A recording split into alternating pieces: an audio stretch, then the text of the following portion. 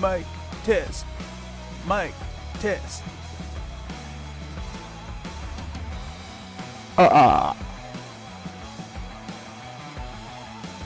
Testing the mic. Mic test. Testing the mic. Syphilis.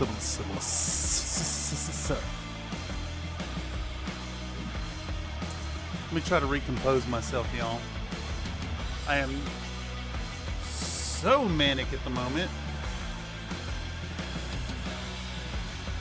Running very far behind. Very far behind.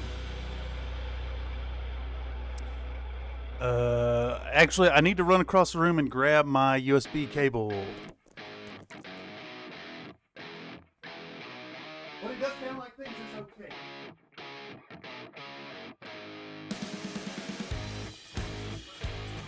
Damn, I made you sit through a whole song this time.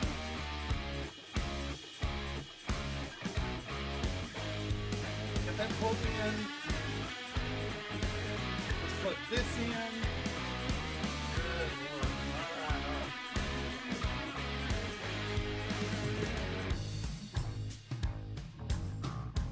Let's go into the paint stream, y'all.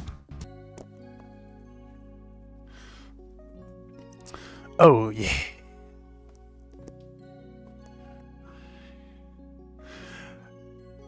Voice to music audio test levels.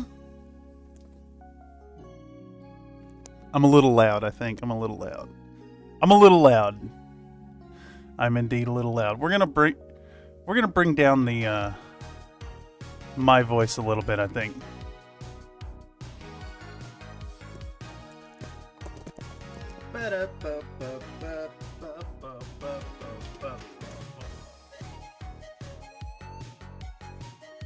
All right.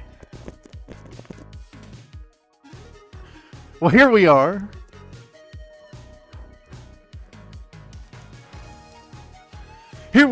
Welcome back to another Country Fried Minis live stream here in the corner. Paint stream happening.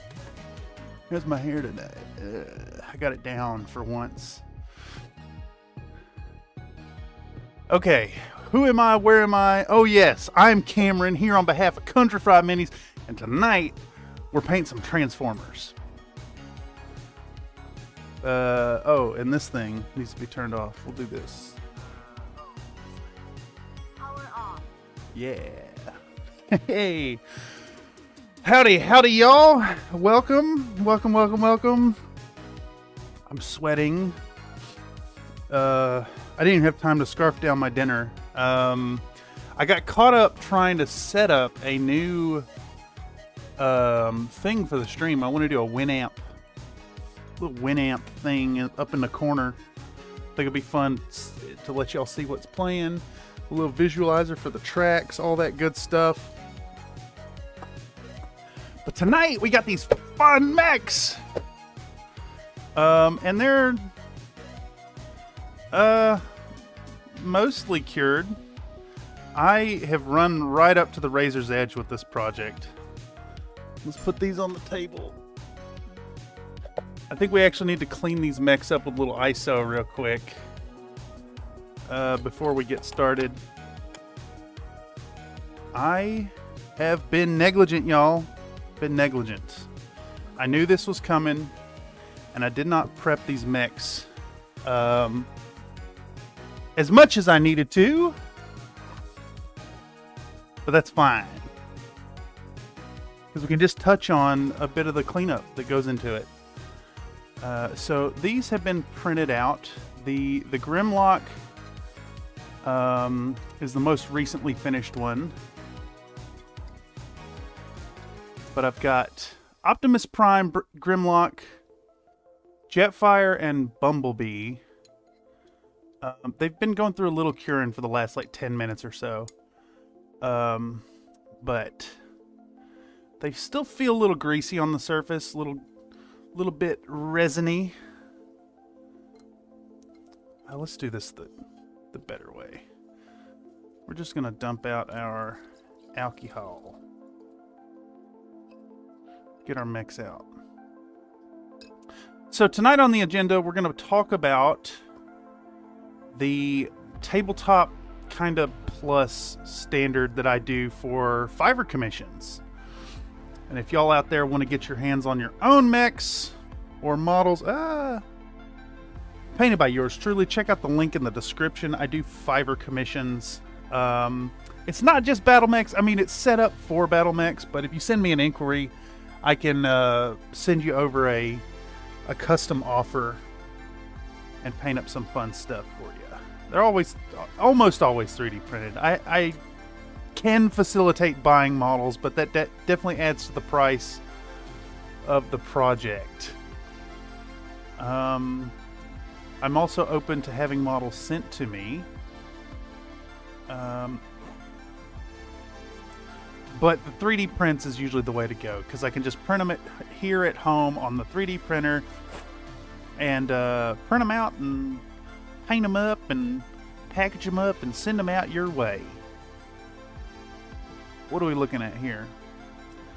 This is our Grimlock, and it's got some support marks.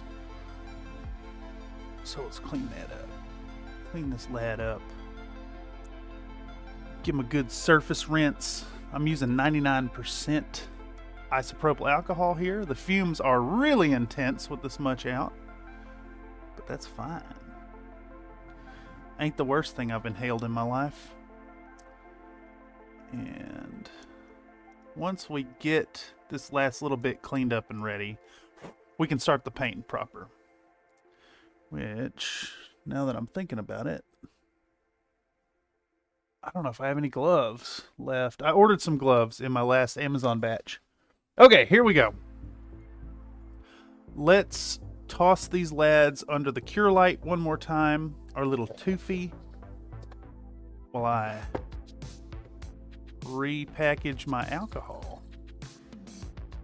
I've also had to order more alcohol. This is my last bottle right here, and it's about 30% empty. It's one of those surprise expenses you don't really think about when you're getting into a hobby like 3D printing or other things. Okay. Let's just throw that in the floor where it goes. Okay, so first on the agenda tonight, once this cure light cycle finishes, we're going to prime these lads up and get into the process proper of my tabletop plus standard, which is basically like, we'll hit them with a contrast color, we'll do a little bit of highlight, and we'll do the lens jeweling. We won't get to the lasers tonight because I have my client has requested some GW technical colors, I think they're called, and they are still on the way. Amazon has yet to deliver my batch, which sucks. But hey, that's my negligence. I should have ordered them a little sooner. Alright, I think that's good enough. Let's put away Toofy and get rolling on these Autobots. We'll roll out. So tonight we're working on the Autobots.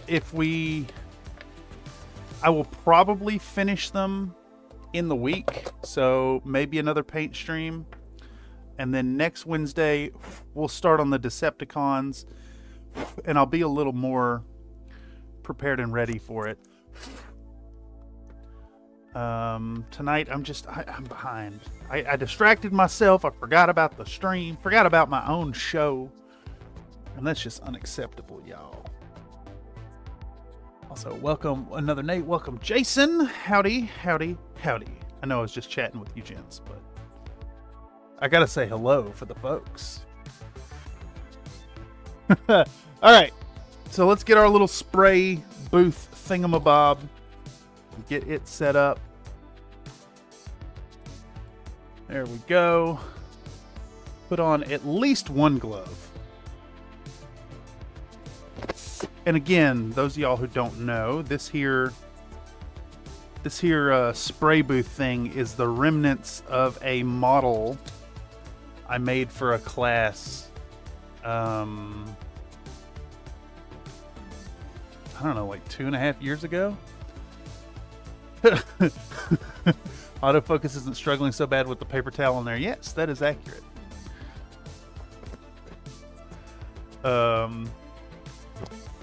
Yeah. I still have not really worked out the autofocus issues, admittedly, but we'll get there. We'll get there. Okay, so what we need for priming, we want 2 jars, clean water, and a dump out pot. We want a pipette ready to go for clean water. And we want our spray out pot. And you know, I bet you dollars to donuts that I have once again failed to clean out my airbrush. Yeah. Of course. Why am I surprised? Why am I surprised that my airbrush is jammed? So let's get a little bit of acetone in there. Just a little bit. Just a little bit. A little cheeky acetone. Finishing up the Atlas, I was working on a speedy, jumpy boy. Will be interesting to see how it runs. Yeah. I've really been enjoying watching you play the modded Mech 4 stuff. Or Mech 5, excuse me. It's funny how the experience there is like the opposite of my feelings about the tabletop experience. There are absolutely moments where being OP and hard-hitting and having really strong heat neutrality is super important. Because that game, like, some missions are just, like, artificially difficult. They'll put you against so many mechs that it's just absurd. Or, like, you'll face that one opponent who has outrageous accuracy and just headshots you in one go. Sounds right, lol. Yeah, exactly. First time cleaning the airbrush? First time cleaning the airbrush since the last time I used it. So, yes? He do be painting, though. I do paint. This is a mini painting channel.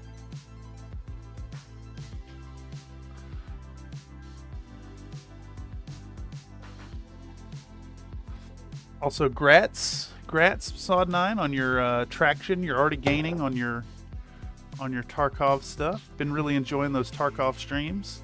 Looking forward to more. So, this isn't vegan Hooters? Yeah, Booters. Oh man, I could stand to get some seitan wings down at the Booters. Yeah, yes. We don't care about the size of the tatas just as long as they got hairy pits. It's a bona fide job qualification. Nightbot claims that despite being landlocked, Mongolia has a navy consisting of 7 men and 1 vessel, the Subatar. Yeah, Nightbot does tell us that fact every stream. No, it's done it twice now. But that it's repeated it more than once is bad. I mentioned before, I do want to write some code or get some help writing some code. I should say that's more accurate. That keeps a database of what facts it's already spouted at us. Because despite being like a random number of a gigantic list of facts, it has been repeating facts. Just a little maddening. Anyhow,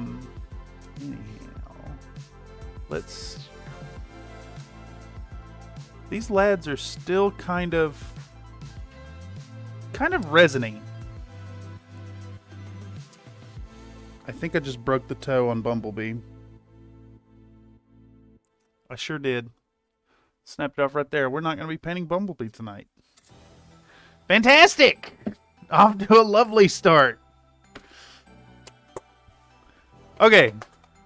Damn, y'all, I apologize. I just, like, the stream hour snuck up on me.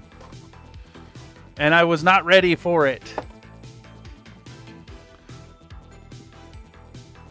despite this being a weekly event.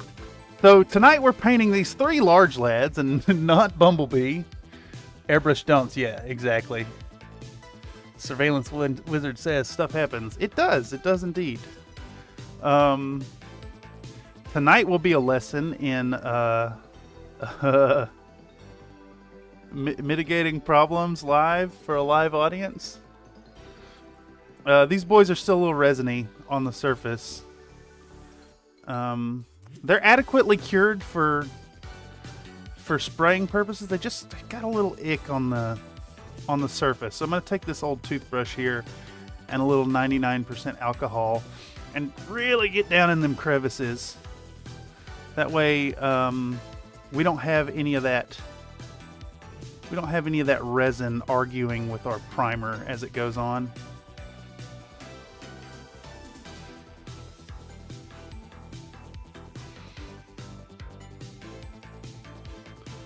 This is another one of those hobby tools that I highly recommend having a few in your arsenal.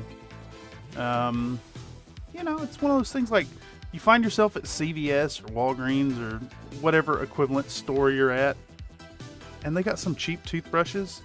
Pick you up a few extra, toss them in your hobby corner. Very nice to have on hand.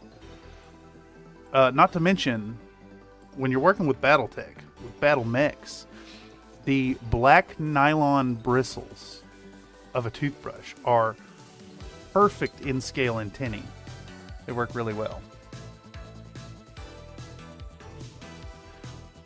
Just screen stuff on a new one when you base it. Actually, this brings up a point about this Wolfhound. And I don't know if it's supposed to be this way, but it's got 2 different foot shapes. Its left foot is this like 3-toed thing, and its right foot is this 4-toed thing. I wonder if I snapped something off. Anyways, I may have snapped something off when making the model. So, this is going to go in the bin of busted mech parts, and I'll print off another one for the next session. Zach P, howdy, I am the client for the commission. If the break on the foot is not super bad, you could just cover the foot with some rubble once he's put on the base to hide the damage. So, here, let me see if I can get it close and illustrate what just happened.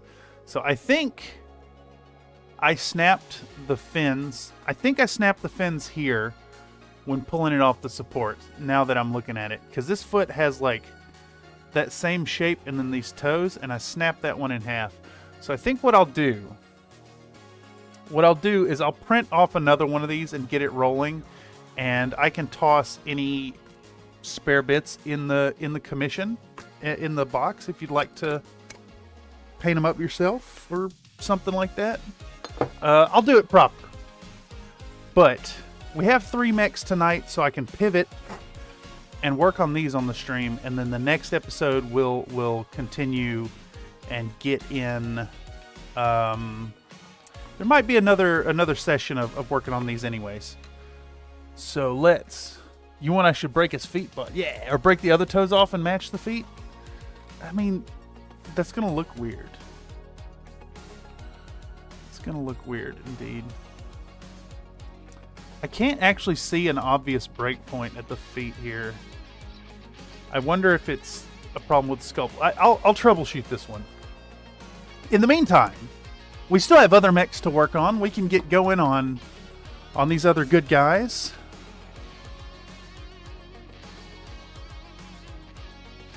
Yeah, see that brought the model up on Cults, and it should be 4-pronged on both feet. Works for me. Can use a dead Bumblebee as decoration. Yeah, exactly. Those models are extremely sick. Nathan says, you look weird. Well, you know what? That's fine. This is what I look like. I can't help that. Alright. I'm just going to make it all the worse now. Tying up the hair.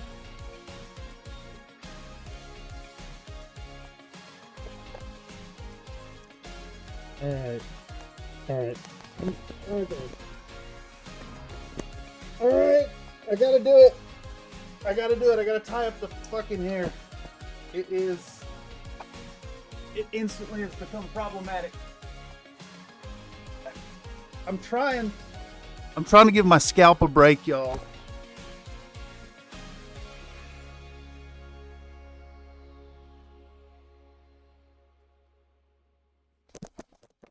I live with my hair tied up all the time.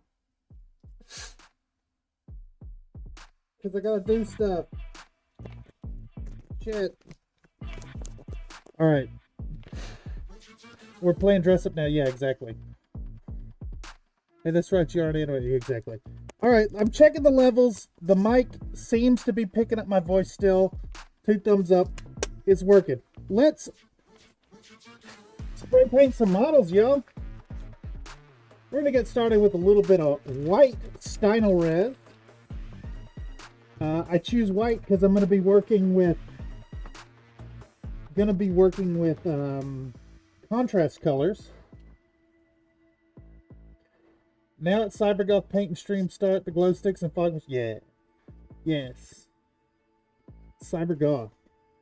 Is that a thing? CyberGoth?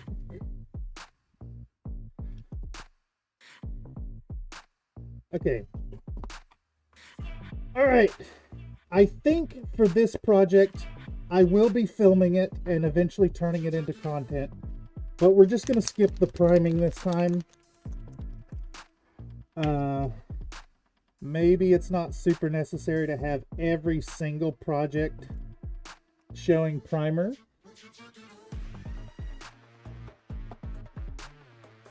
So let's get our airbrush ready. Let's get a nice prime on these lads.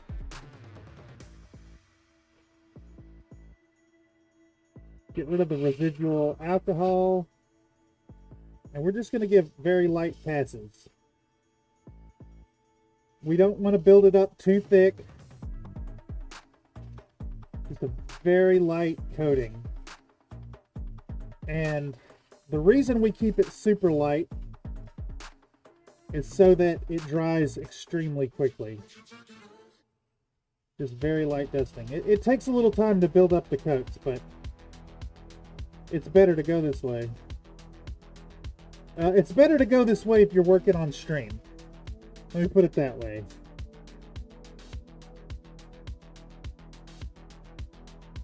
That way y'all aren't stuck for too long waiting on shit to cure up. You know, keeping that action a rolling.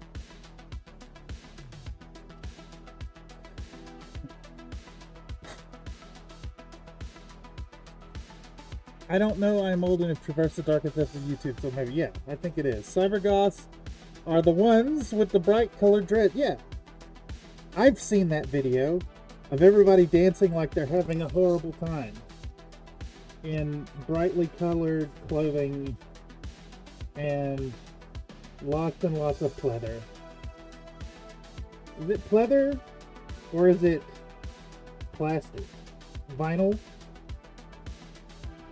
What is the stuff that they wear? The rubber skin suits?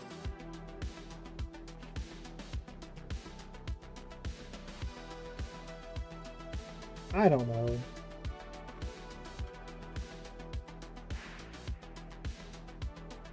The whole thing strikes me as silly, but you know, more power to you. You wanna dress up in skin tight clothes and rub on each other with a frown on your face. What's wrong with that? Okay, so we're gonna work around the models, and this is a great opportunity to remove any little problem spots as you encounter them. So like right now, I just saw that there's a few connection points on Optimus Prime here that we can cut out these little bits of supports that are still left. The contrast of hitting it with the primer makes them immediately apparent, and we can remove all those little problem spots before we get too far into the project and would damage the paint.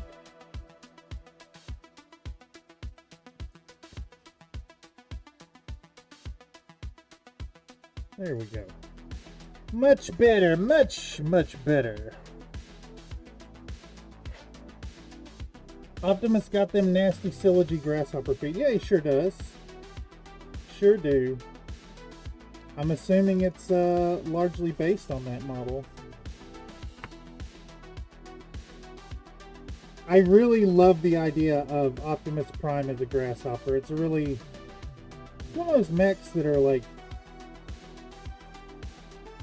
kind of overlooked. I think most players don't really think much about it, and it just, oh man, it runs heat neutral. It jumped far. It's got decent stopping power. Really, really exceptionally good Intro Tech era mech. And one that I just passed right over as a young lad first looking into Battletech. Completely unimpressive. And now, as a seasoned veteran of tabletop games and a new Battletech player, it's awesome. I ran one in a Lance for my 15th Arcturian Guard, and she's just, oh, she's so good. A few little problem spots need to dig out. Some more of the same. More of the same cleanup. There we go. Getting rolling on these lads. Okay. Hey yo! Welcome, Tom Star Knight. Welcome, welcome. We're getting a little work done. I mean, we're doing the boring part right now. Just waffling and priming. I wonder, would primer stick to waffles? Like you made some waffles and then you hit them with primer, would it work? I gotta wonder. Hey, sometimes just let the intrusive thoughts in. Oh, I'm a Grasshopper fan from way back. Yeah, Grasshopper Stan. I don't know what country you're from, but that's where I hail from, is Grasshopper Stan. Grasshopper in the Secession Wars era is a monster, a leaping menace.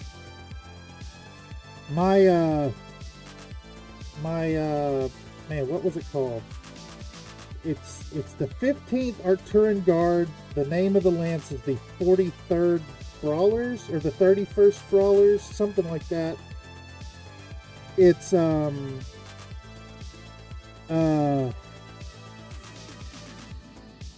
God, I can't remember the guy's name. It's something Kushko. Lance lead. Something Kushko. He's a pilot of a Whitworth. He hangs back and provides support. We've got another pilot in a Vindicator. I can't remember her name. And then it's Jose Perez in a BNC 3E Banshee. And he is a 4-3 pilot. It's a gunnery for piloting 3. And then we've got Melinda Ragreb, Raghreb, I think is the last name. And she pilots the Grasshopper, and she's a 4-4. And man, they are so much fun. Oh, you get a little bit of that fire support, and you run those punchy lads in. Oh my god, it's so good. People hate on the Banshee too, and it's just so fun.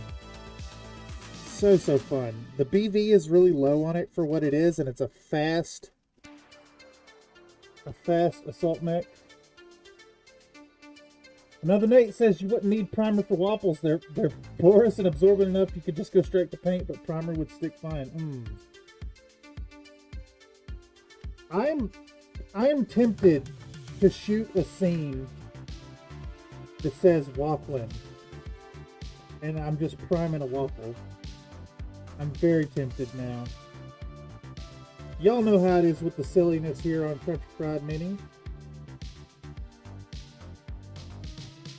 Getting nonsense done.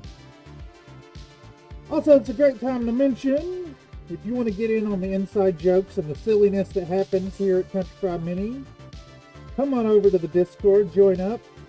We hang out in voice, we post things in the hobby corner. Lots of fun conversations happening. Even if you're just playing video games, consider coming on over and join in the silliness. Link in the description down below. Got a fantastic little community starting to brew up around this place. And I would argue, I know I've said it to all y'all biscuit regulars, that y'all are this community. You guys and gals are Country Fried Minis. I am just the vessel through which the silliness that is your community is delivered. I am the noodles, y'all are the sauce.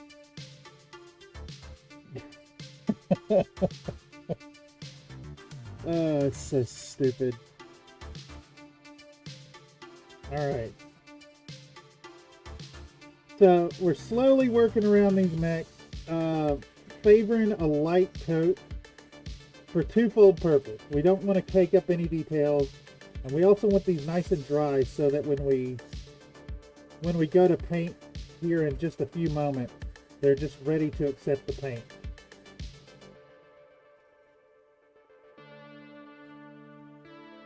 And I think I'm going to try something as well and put a little more detail on them. The blue ones are pre-primed. No. Nope. No blue waffles here. This is the no blue waffle zone. I disagree. Actually, I would think a blue waffle is too moist and beat up for paint to actually stick to it. I don't think it works.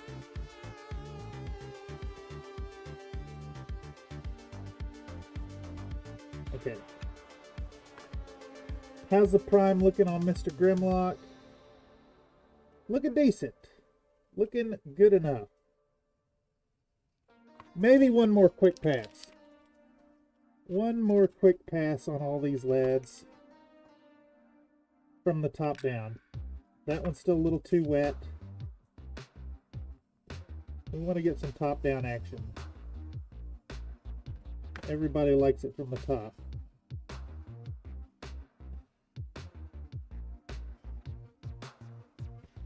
Make sure the focal point is nice and thoroughly primed.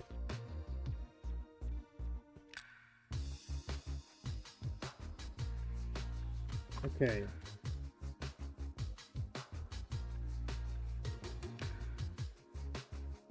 Looking decent. Looking pretty good. Alright. Now, let's do something unheard of and actually clean the airbrush this time. What cures a blue waffle? Rotary AC5. Is that accurate? Does a rotary AC5 cause blue waffle? I would argue the latter. Alright. So my process here, we're just going to flush this airbrush with some water, and then we're going to run some acetone through it. Or more accurately, we're going to shoot some acetone through it. And I'm even going to kind of work the, unscrew this, and we're going to work the needle back and forth a bit. There we go. And then we'll shoot the remainder in, shoot it through. We have a jam happening. What has gone wrong here? Okay. Run that acetone through. That's one way to solve that problem. Oh my goodness, why is it jamming up now? What have I done? What is the problem?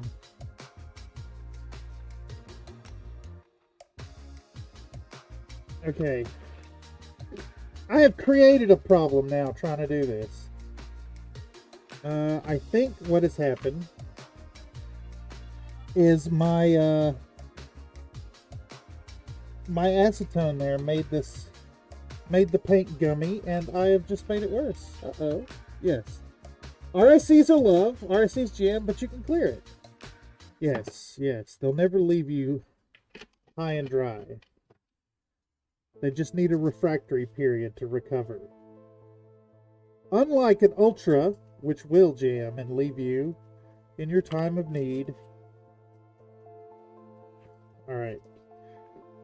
Yeah, there we go. Nice clean airbrush this time. And by clean, I mean like half clean, and that's all we're doing. Okay, so I think we're done with the priming. Let's clean this up a little bit so I don't stain the desk. I'll put that away, and this away, and these away. They go right there. Find some space in this crowded desk.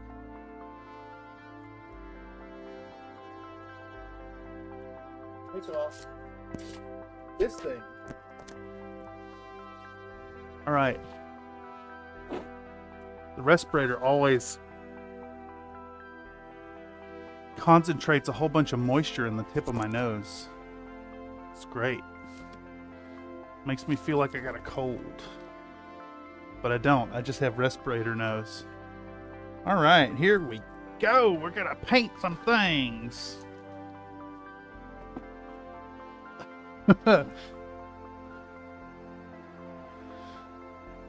At least on the Badger, the nozzle comes right out and drops nicely in the acetone. Yeah, exactly.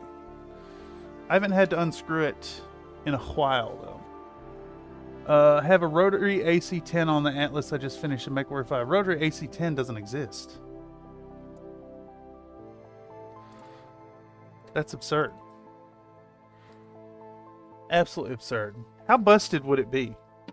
I think a rotary AC-10 is almost reasonable. I think a case could be made for it to exist on the tabletop. Okay, so Nightbot claims that Queen Elizabeth saved up post-war clothing, ration coupons in order to pay for her wedding dress in 1947. Paid for a wedding dress with welfare.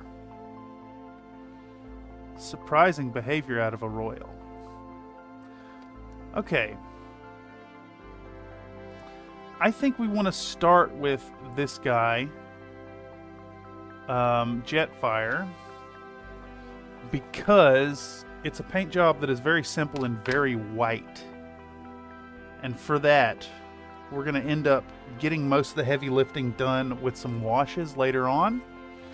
So we'll just take this first step and paint on the stripes.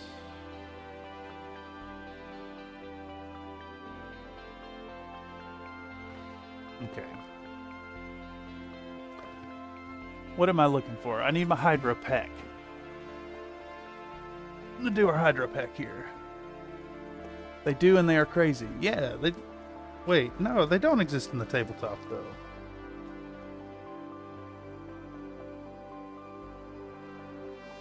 Why is that cannon on Optimus' shoulder, not his hand where it belongs? I'm assuming because they're trying to shoehorn it into being a grasshopper. And even then, it's suffering from the opposite of the Marauder problem. It's a center torso weapon that should be not on the shoulder, whereas the Marauder is a side torso weapon that is mounted in the center.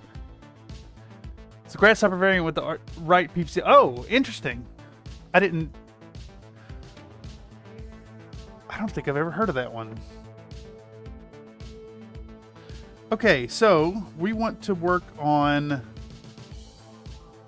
Y'all posted some help for me in the Discord.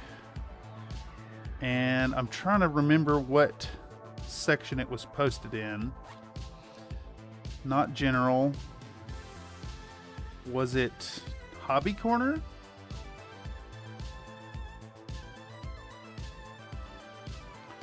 Was it Hobby Corner? It was not Hobby Corner. Was it Battletech?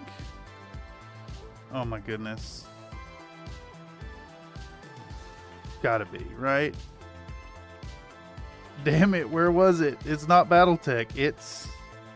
Could it be 3D printing? Could it be? It is 3D printing. Okay, here we go. So we want to replicate this here paint job on this guy.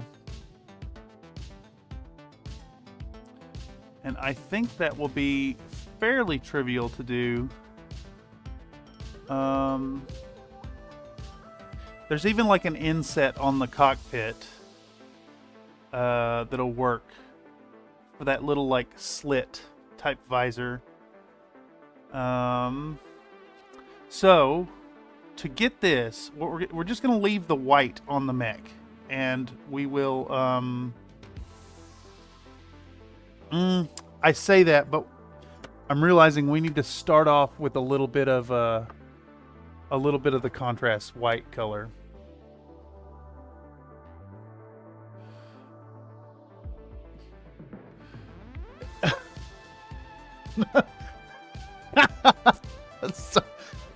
Isn't 3D printing? Look at chat, lol. Yes, it is very hard to look at chat because it's like I need a way to have it like right here instead of over there. Welcome, Charles Fist says the Queen was already taking money from the people before she was in the crowd. Yes. Keep going, 3D printing out. Notice me, senpai. Yeah, exactly. Oh my God. Harmony Gold is going to get you for that image even if Hasbro owns it. We won't tell nobody. And speaking of these fun commissions, Nightbot has reminded the people that I do commission painting. Check out the gigs on offer over at Fiverr at fiverr.com/Thurston Studios. That's THURSTON Studios, all one word. Even if one of those offers over there doesn't strike your fancy, I do custom commissions, so that is an option as well. All right, so where did I just set that paint? We want to start with a little bit of Apothecary White, which is very badly separated out. So we're going to start by giving this a little stir. And actually, I think this paint is worth investing another one of my stir balls for. Neither of them can do shit. Belongs to Big West. Big West. What's that? Not familiar. Alright. So, Apothecary White is actually the color that kind of got me turned on to contrast paints. I was a big hater. Big hater on contrast colors. I thought they were lazy. I was an elitist about it. Very much a whole like, oh, just layer your minis, layer your paints, do the two shadows, core tone, and highlights. I was a dick about it. Absolutely. And then I got some Apothecary White, and it does magic work. And now I recognize not only the value of these contrast tones and speed paints, but also recognize their value as like advanced techniques. They're actually pretty high-end additions to your collection. They have some fun effects through the airbrush. They do a lot of heavy lifting really easily in a single layer.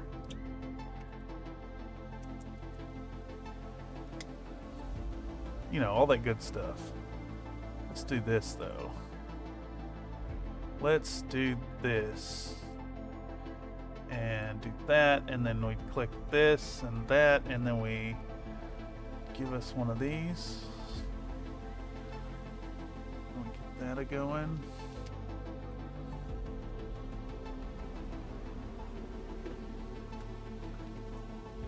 I felt the same about contrast values. Don't now. Yeah, exactly. The company that owns Macross in Japan. Only Lab gonna shake it for surface. Slide that up. Then.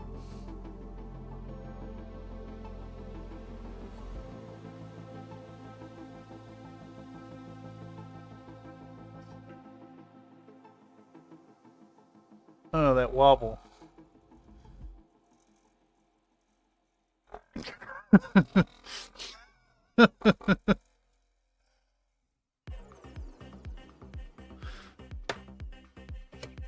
Anyhow, that's enough of that.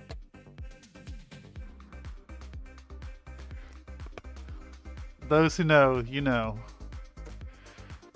Pink wobbly mound. Available as an emoji for Nitro users on the Discord. Oh, it's so fucking stupid. Jelly Biscuit. Oh. Yeah, it's Jelly Biscuit. Also, welcome, Tech Northian. Jelly Biscuit is indeed the one, but it is not available on YouTube's yet. I soothed my conscience about Citadel by instituting my FIGS rule. FLGS rule. Yes. Yeah. I think that's a pretty good rule, too. And remarkably, too, I've been buying some paints on Amazon lately, and I find it wildly inconsistent on pricing, and sometimes you actually save money by going to the FLGS, even with their 15% markup. Okay, so we got our Apothecary White. We're gonna put a little bit of contrast medium in it, I think. Maybe 1 drop or 2 in that case.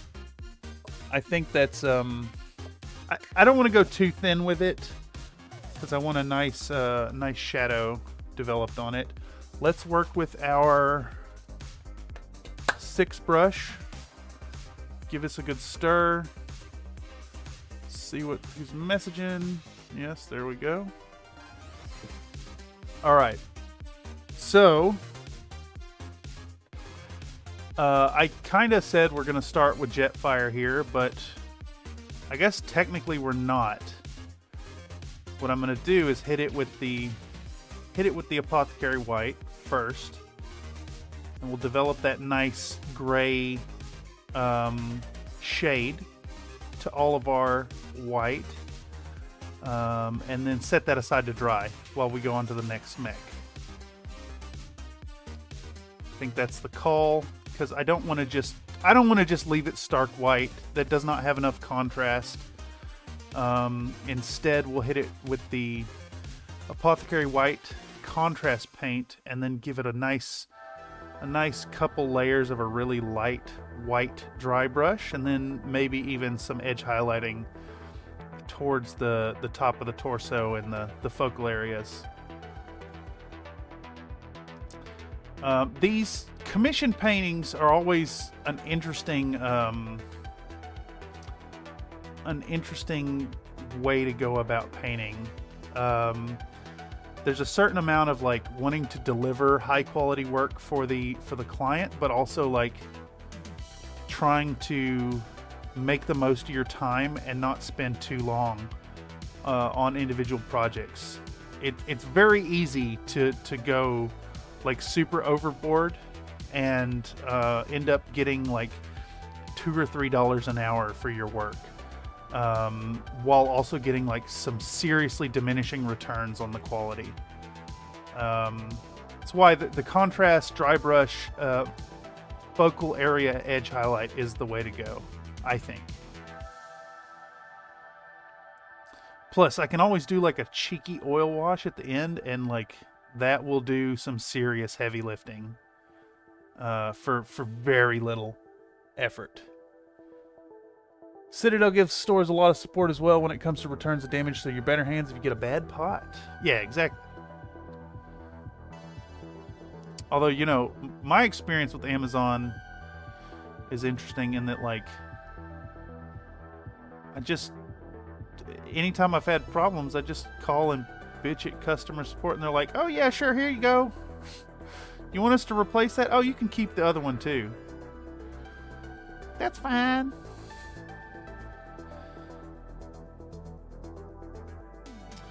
Although I have had them hang up on me once. And of course I called back immediately and been like, oh, it's really professional of you to hang up on me. I wasn't even shouting.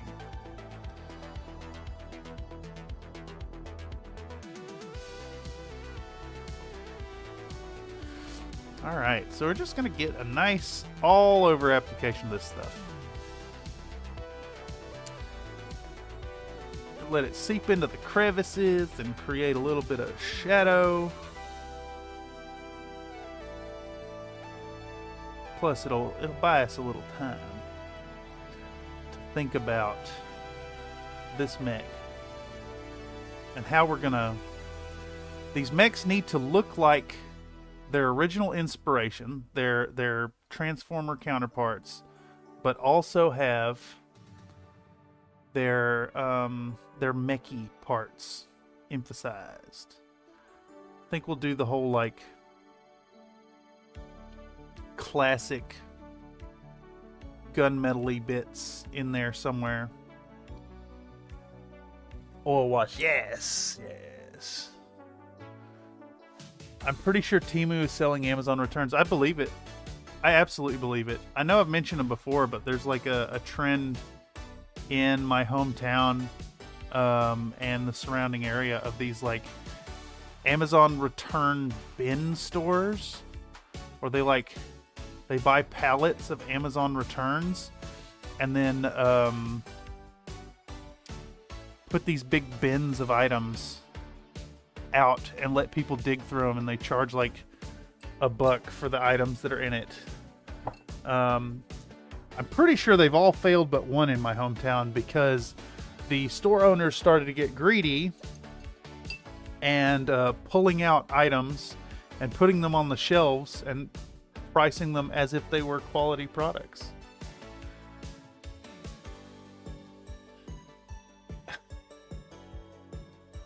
I hate those places, bro. LMAO. Yeah, exactly. You know, their ass picked through it for fire. Yeah, exactly. No, absolutely. And then they put them on the shelf and they sell these like defective returns for basically retail with a 10% discount, and then they go out of business. I think you could make a killing. You buy those pallets of the Amazon returns and you list the bins and you don't pull anything out of it, and you just sell it $1 an item all day, every day, no matter what it is. Come in and get you a PlayStation 5 for $1.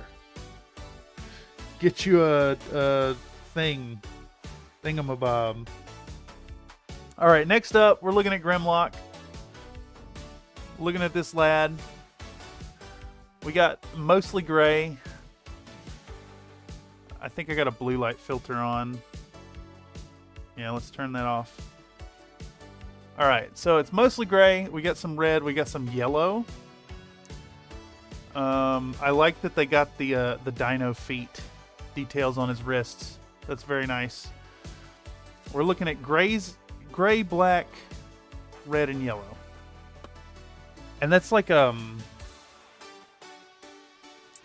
of like a desaturated yellow. I wonder if I could make that happen.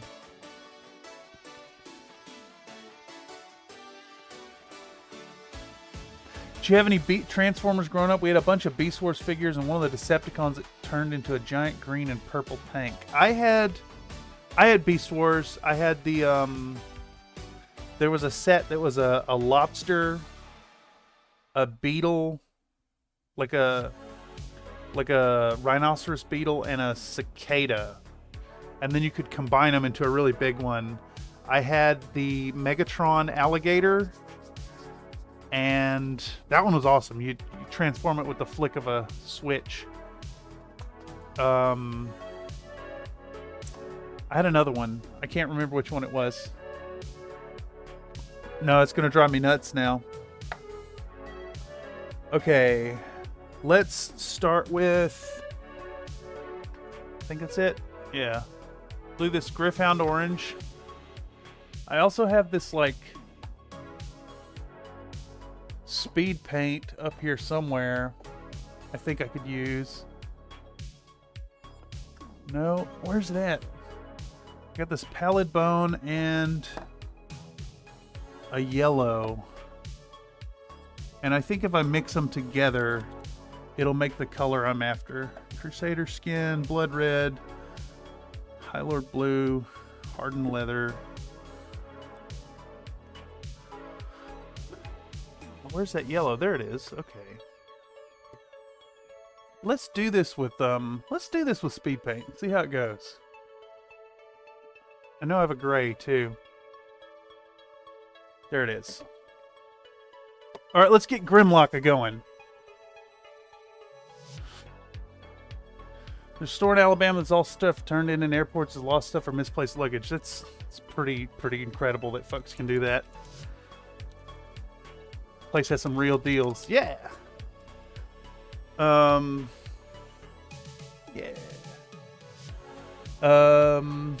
Grimlock King. Ah, yes. Waspinator.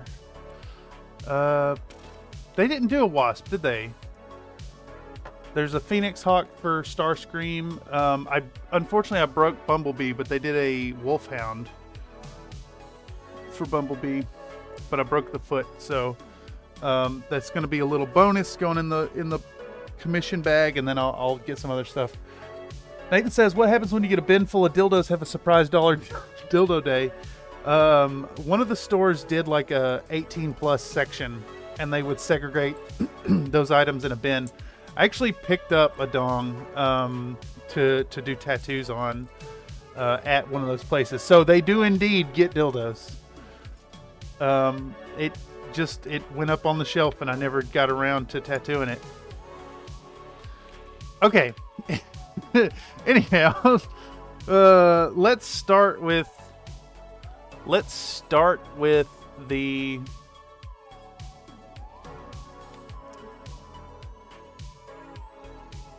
grays, maybe. Yeah, we'll start with the grays.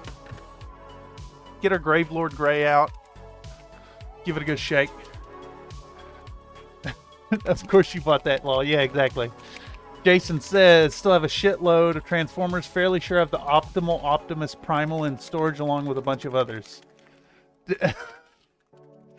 I actually picked up a dong. Gonna sample that tidbit for a song, I think. Oh, yeah. Please, feel free. I do allow remixing of content, and I can give you a link to a good and reliable YouTube downloader. But you'd have to download the entire video to get it. Yes, please, by all means, share it with me if you end up using that clip for whatever you're using it for. All right, so I think we want this paint a little thinner than normal, so I'm going to put out the Gravelord Gray, and we're going to put 2 drops of water in it. And it looks like I somehow got a little bit of white in that. I guess when I was working with the airbrush. This stuff is really dark, so I think it'd be really easy to overdo it. That's fine. I know if a YouTube downloader lets you clip it down to do what you want. Oh, excellent, excellent, excellent. That's useful knowledge for sure. Dude, I just put a nice mic on a Bluetooth speaker. Amazing. Amazing. I'm a fan. It's fun stuff. All right. So we're going to start with this here thinned down Gravelord Gray, which is actually more of a black kind of color. And I'm immediately not liking it. So let's see if we can't get rid of it with some water real quick. I think I'm going to mix in some of this Apothecary White.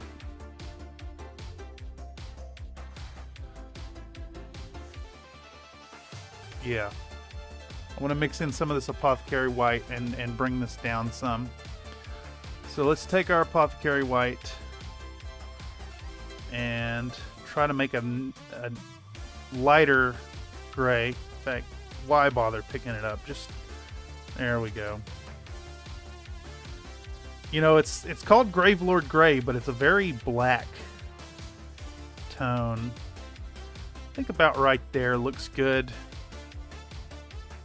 Still got a little bit of the apothecary white to mix in it if we could. Looks like a wash. Yeah.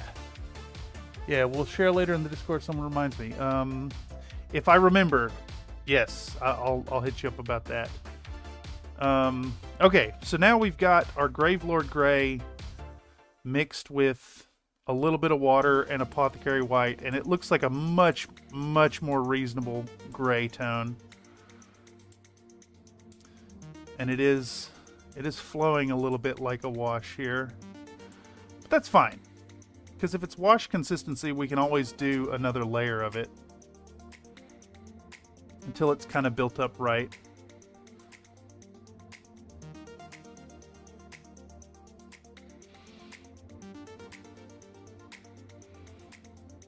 I'm just gonna pick the spots that are supposed to be this gray tone and cover it. And what am I looking at? It's basically the entirety of the arms and the lower legs. So that's what we'll do. Looks like the original art, the kind of transforming guy, has black thighs that go into the larger lower legs. So we'll do this like under the frame that goes into the plates. We'll do that in black.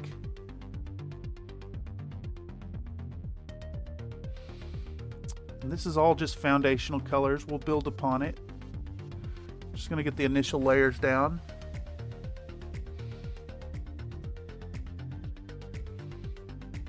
Captain Grimlock. I wish I knew anything about the Transformers. I really don't. Unfortunately, I know that might be disappointing to some, but it's the truth of the matter. Thankfully, we have a fantastic community who was more than happy to share some guidance in painting up these models and getting the colors right. And if you want to join the Country Fried Minis community, if you're finding this via the algorithm and want to help me out when I'm panicking, consider joining up over at the Discord. We'd love to have you over there. Need to get one of those Atlas minis for the Scout Cone. Yeah, exactly. That'd be super fun. All right, so I need to mix up an approximation of the same color. We're going to do 2 drops of the Gravelord Gray, do 1 drop of water, and then we're going to put a little bit of the apothecary white into it using our happy little toothpick method. I think about it's not nucleating on the why you argue with me, dog. Gross. Just ran all down my finger. All right. Get our nice gray going on. I think I made it a little too light this time, so we're going to do 1 more drop of our Gravelord Gray. Boink.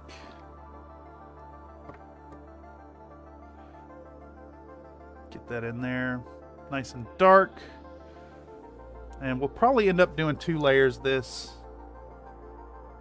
And this is going to be everything but the little feetsies. So I'm going to try to do a little bit of brush control here and not get any on those, which is tough with this stuff. And it looks like Grimlock's torso is all that goes yellow besides these little dino feet. So we're even going to do the shoulders in gray as well.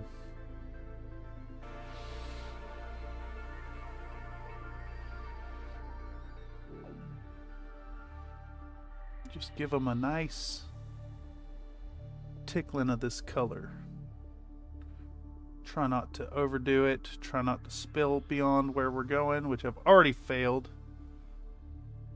That's fine. Can be a little more haphazard on the spots that aren't adjacent to the toesies, to the dino toesies. So what's the deal with Grimlock? Like, how is he a dinosaur in the normal Transformers universe? How does that work? Everybody else was just being like vehicles, and he was like, I want to be a dinosaur. So he was a dinosaur. I'm confused.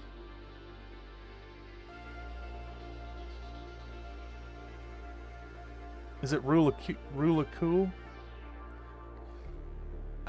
I wouldn't call what I do help exactly. Yeah, exactly. Grimlock is the leader of the Dinobots per the G1 cartoon. He was built by fellow Autobot Wheeljack along with other Dinobots on Earth. Wait. So, Dinobots are happening at the same time as everybody else. How does that work?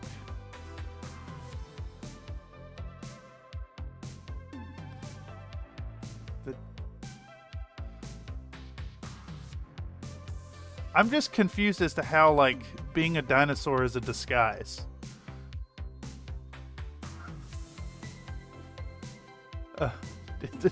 Is it bad? Dinosaurs were popping off with kids at the time. Yeah, exactly.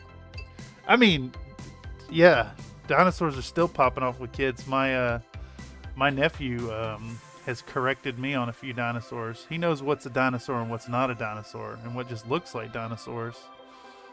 He got that hyper focus, if you catch my drift.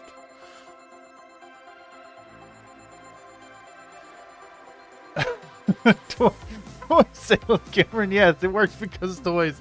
Yeah, exactly. The only logic is needed. It's capitalism. You do the rule of cool, and then you shoehorn what else you need in after that.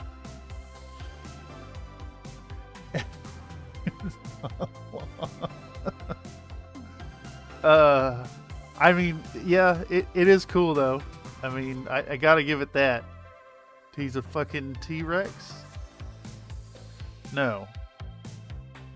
Is it T-Rex? It's what's his dino? Yeah.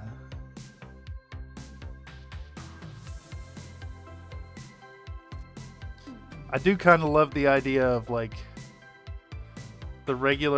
all the regular Transformers rolling in disguised as cars, and then homie Grimlock here is just a T-Rex marching down the street. And it's fine. It works because it does. Alright, I think I've done a little too much spillover onto these yellow toe bits for the arms, so when this dries I'll have to hit it with a little more white and just correct the spillover, which sucks, but it lets us move a little faster here. Alright, so we got our first coat of gray on. We're going to hit all this again with more gray when that dries. Who's next? They got rid of a bunch of species of dinosaurs when they figured out they're just young versions of the larger ones. Sounds plausible. Sounds quite plausible. Okay, Optimus has pretty simple colors to follow. I think what we'll start with is the white. We'll start with the white. So we'll get out a little more of our apothecary gray. And maybe not make a mess with it this time. It's still just like made a giant mess.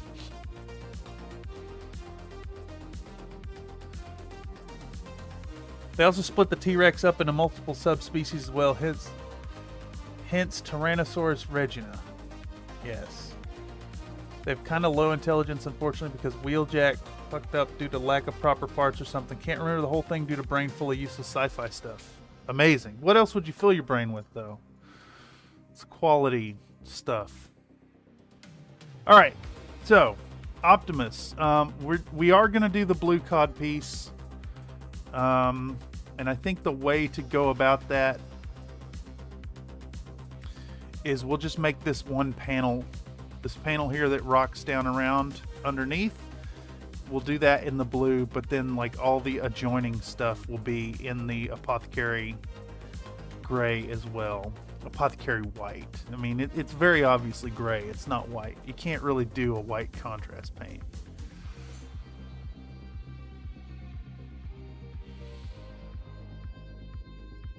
And looking at our Jetfire, it's still kind of very wet.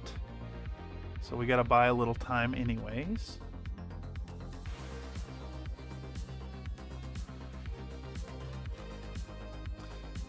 We'll just get this coat on. How much y'all bet that all we get done in 3 hours tonight is just base coats?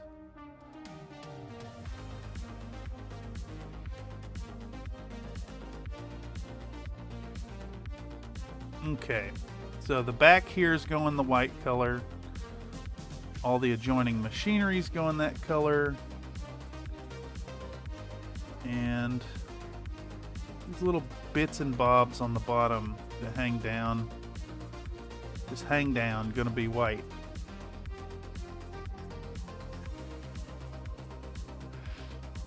All right.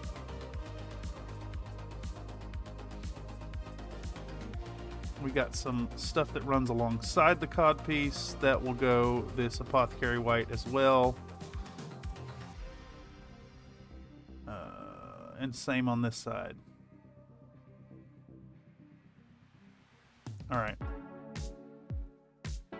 Ooh, I like this track. All right, so we got our apothecary white on. I think now what we can do is move on to the next lightest tone on our Grimlock. And buy a little time. Although, actually, it looks like it's still a little wet in that shoulder. So maybe we'll do the red bit first. We can do the red part on Grimlock and then move on to the red on Optimus while we have the red out. So I think for this guy, we do have the red that goes up to the belly, but I think in order to keep it accurate for this model, we'll run the red up to this point right here. Oh my god, I'm off frame this whole time. The red is just going to go to here, so it's a little lower. Like the artwork would have it go up to here, but I think we want all this armor plate, this nice desaturated yellow tone.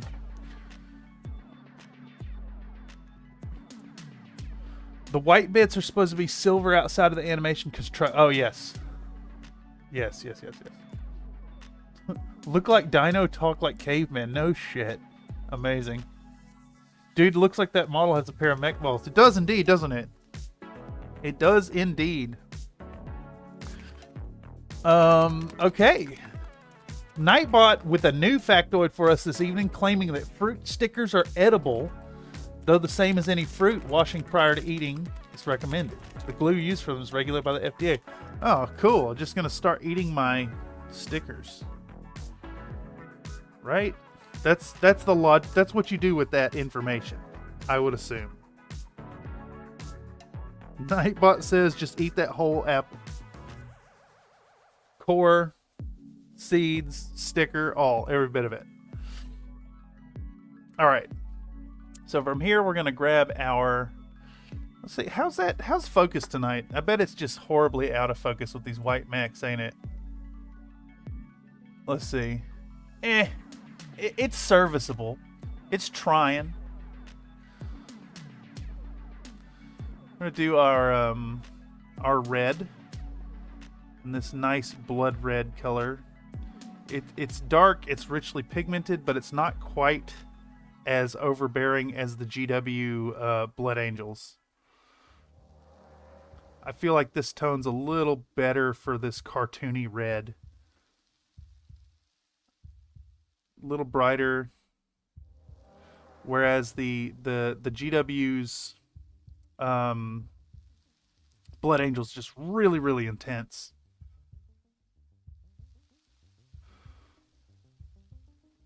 All right.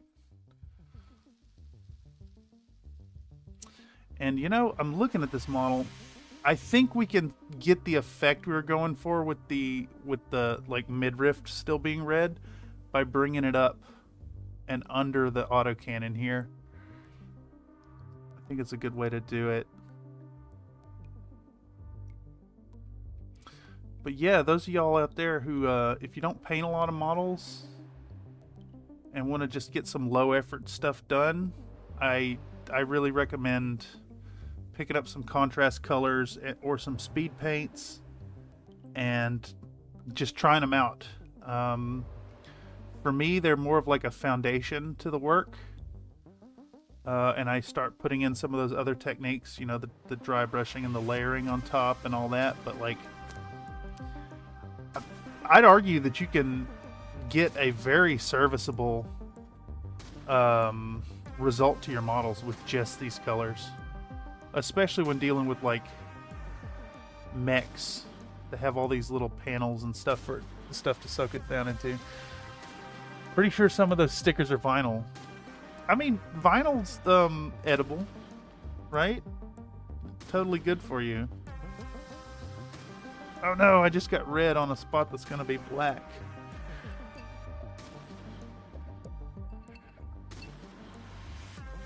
We're doing 86, the Transformers the movie watch party in Discord sometime. Is a good time. Yeah, actually that sounds pretty good.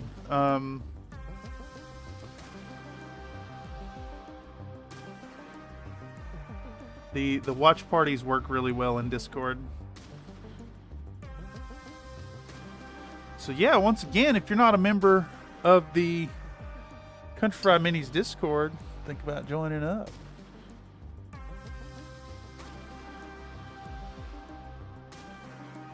All right. Okay, so I got a little bit of red where I didn't want it. And this is a good opportunity to mention that the Speed Paint 1.0 line can be reactivated with water, at least to a degree. And people complained about that, but I think it's a boon, something to be used to your advantage. All right. And while we have this little brush out, let's thread the needle and get these little bits, the deep crevices. Damn it, I'm just making a mess with this red. I think it's fine on the upper thighs because they're going to be black anyways.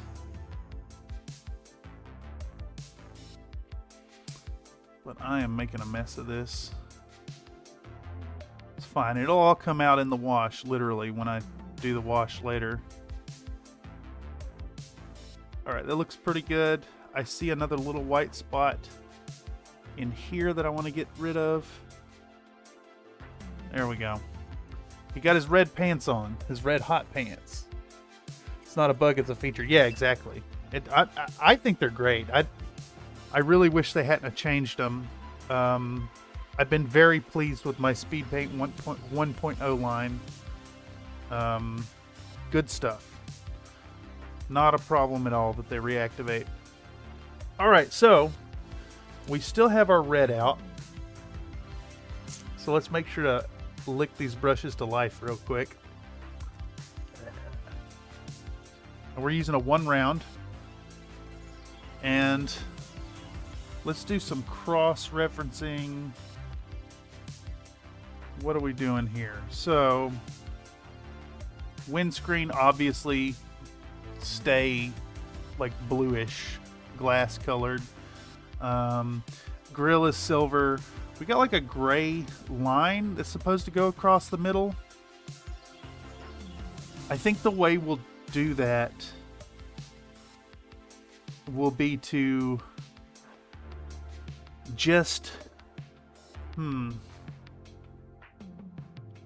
is the best way to get that detail here? I think we can paint these laser housings in that gray, and that'll work for the detail there. So let's just try to be careful about it and make this lead red. R-E-D, red.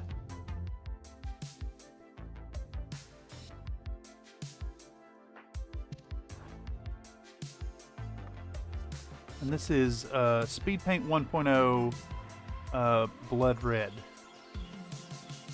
I got a little bit on his thumb there, but that's fine because the blue's a strong enough pigment. It'll overwhelm it.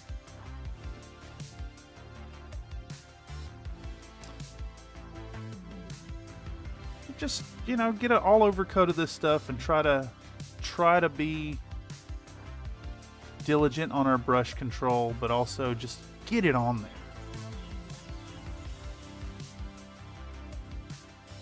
Can't blame him. Tastes great. Yeah. Dare to Be Stupid was my first exposure to Weird AI. I love that Transform movie. Weird Al. Weird Al. Ah, yes. Big A, little L.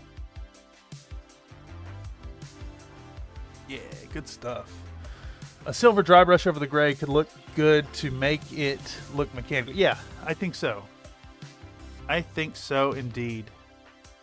I'll definitely pack in some metallics.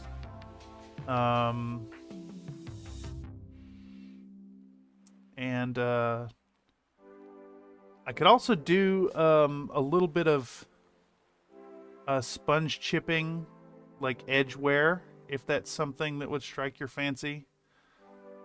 Though, not necessary. We'll definitely do a grime wash at the very end. And kind of gunge them up just a little bit. Make them look like BattleMechs proper.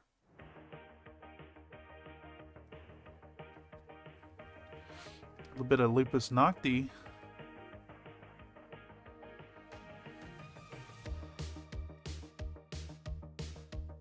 Somehow this type of music feels appropriate for the subject here.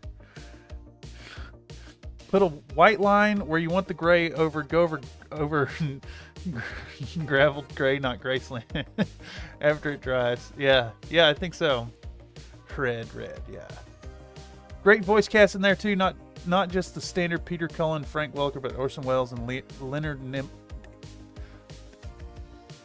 Nimoy. God, I can't words, y'all. Sometimes trying to read things out loud shuts my brain off, you know?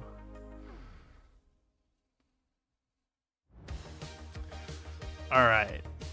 Getting our blood red. This blood red is perfect, I think, for Optimus. Working very well.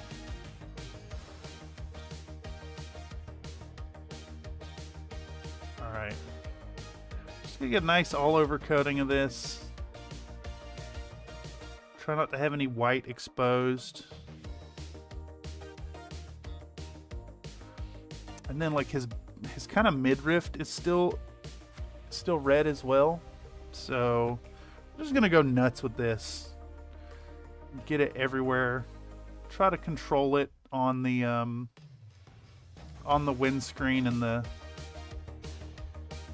and the grill, but it's fine. We're gonna paint over it anyways. Those are going to be getting done with solid colors, I think. Plus, this stuff likes to really creep in the corners with capillary action. So we'll just focus on getting the red on there. Not worry so much about it.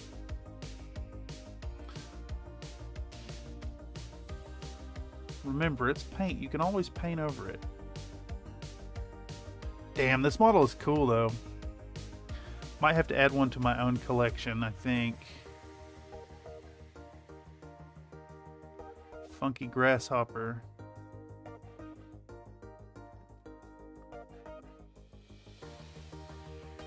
Looking good so far.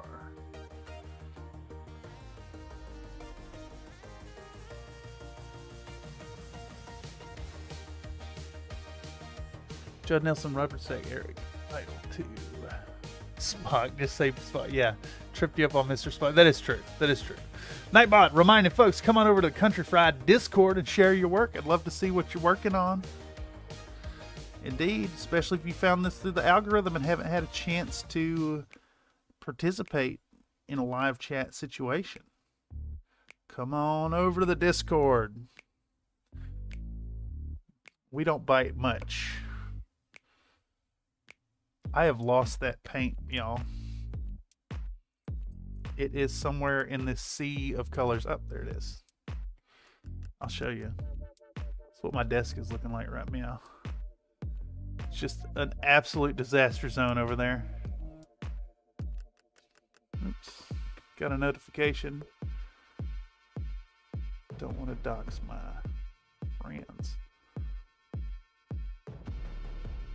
All right. Let's get this thing lined back up. There we go. A little more red. 2 drops this time.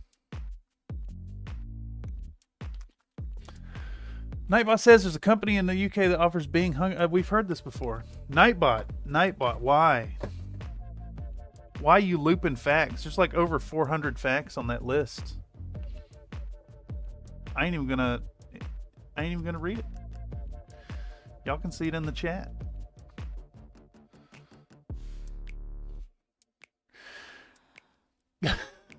Pretty sure Leonard Nimoy is my spirit animal. Yeah, exactly. We like just about everyone. Yeah. It's good stuff. Good stuff. Having a nice community with folks is really awesome. Some really good people over there. Really creative types.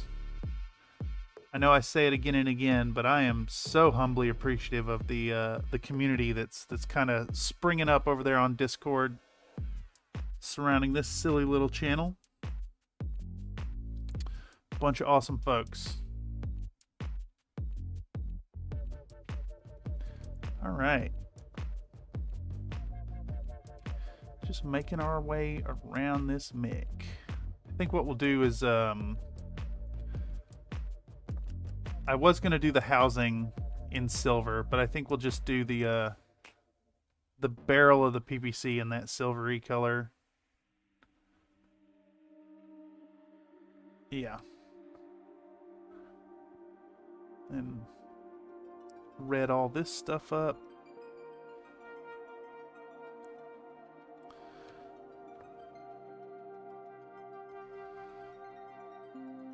And in fact, I was going to try and just do some serious brush control regarding the gun housing, but I think what I'll just do is paint over those with a nice opaque gray color, so as to save a little time here.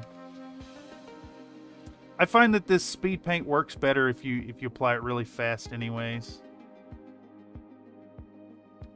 Otherwise, it gets like weird pooling and what do you call it? Coffee staining, where like the edges kind of cure up with a hard line.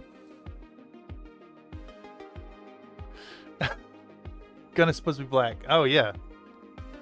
Let's see. It is indeed black. Well, that works anyways. Thank you, by the way, Jason.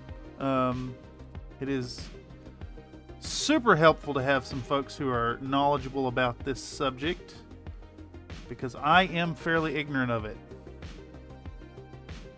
I had the Optimus Prime Transformer, the classic red truck with the die-cast body. Fun toy, really good toy. But that's about it. It was Beast Wars for me, really.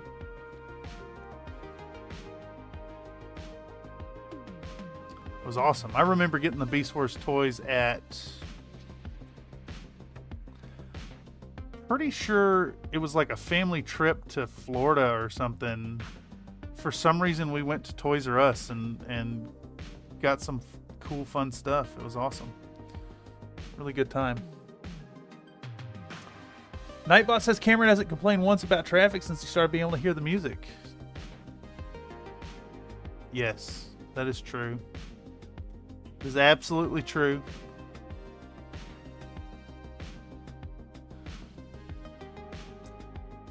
That is, yeah. Yes, indeed. I am listening to the music at about the same volume y'all are. It is piping directly in my ears. And it sure drowns out the crazy noises I hear outside here in downtown San Francisco.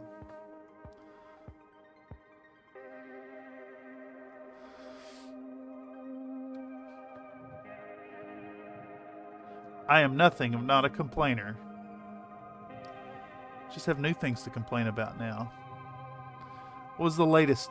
The latest cause for complaint was that I installed a whole bunch of new music and it just kept playing the same crap from before. Alright, we need another drop of red. Underestimating how much I'm gonna need for this. Oh, fuck. Alright. Oh my god. Army Painter Speed Paint 1.0 is very bad. Does not taste good at all. Very, very unpleasant flavor. Like, I don't know, some paints are like tolerable. This one definitely has like a bitter, this is poison flavor to it. Do not recommend. 1 out of 10 would not be better with rice. Would ruin your rice.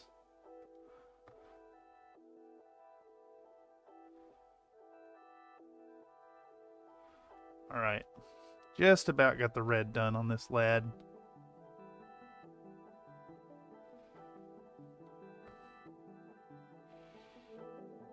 Okay. I think we got a nice solid coat of red on it now. Everywhere that needs it at least. A little bit right here. I think that's looking good. Also, I can see too that the camera's flattening out the shading a little bit too. All right.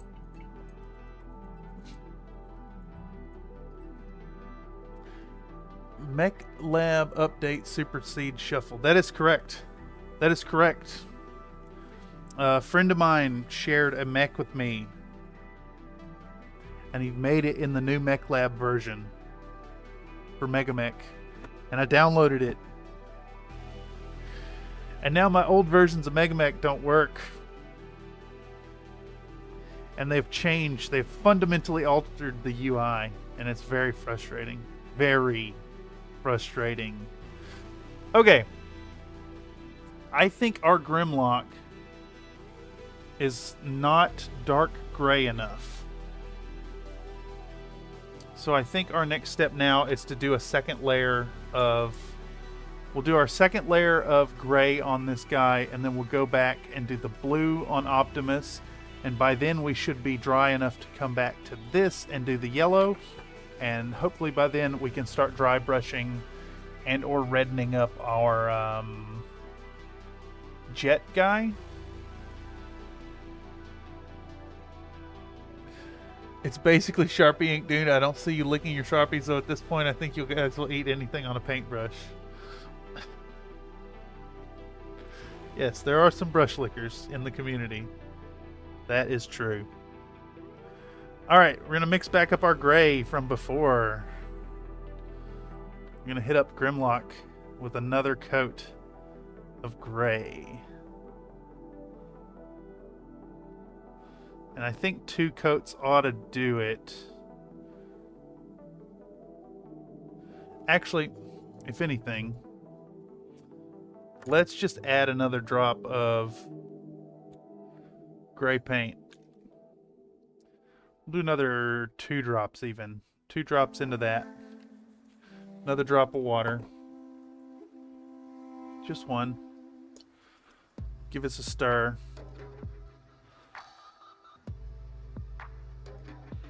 I overcompensated in lightening this up with the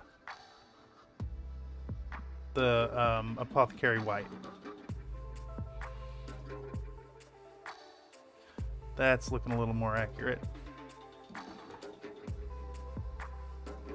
It's kind of a pretty dark gray in that art. So I'm going to bring this gray down a bit.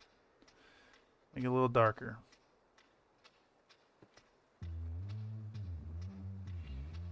I think that's getting closer there. It's really evident on like this right arm here. Just super overcompensated and made the color way too light.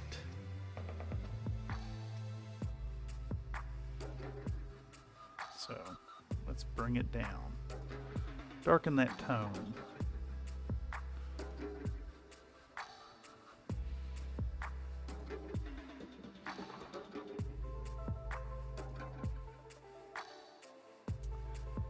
Think this is gonna work.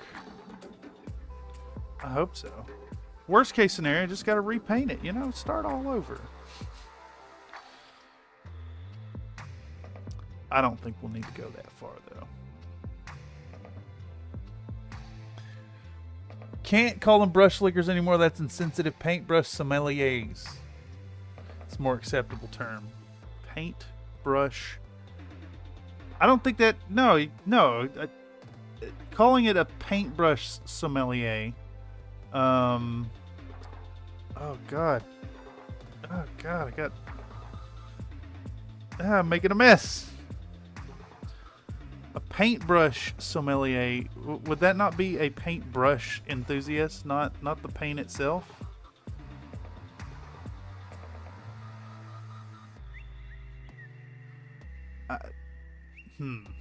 There's got to be a middle ground for that.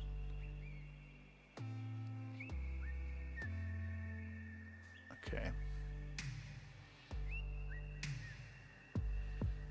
Bringing our gray down here.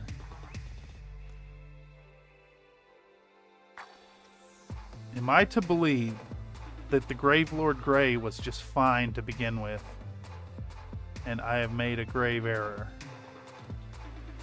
in color mixing?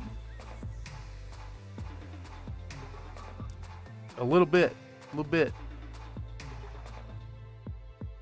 Though this is looking a lot better. Okay.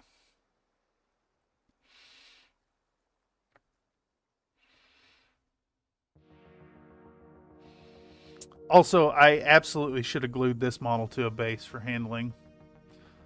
I don't know what I was thinking.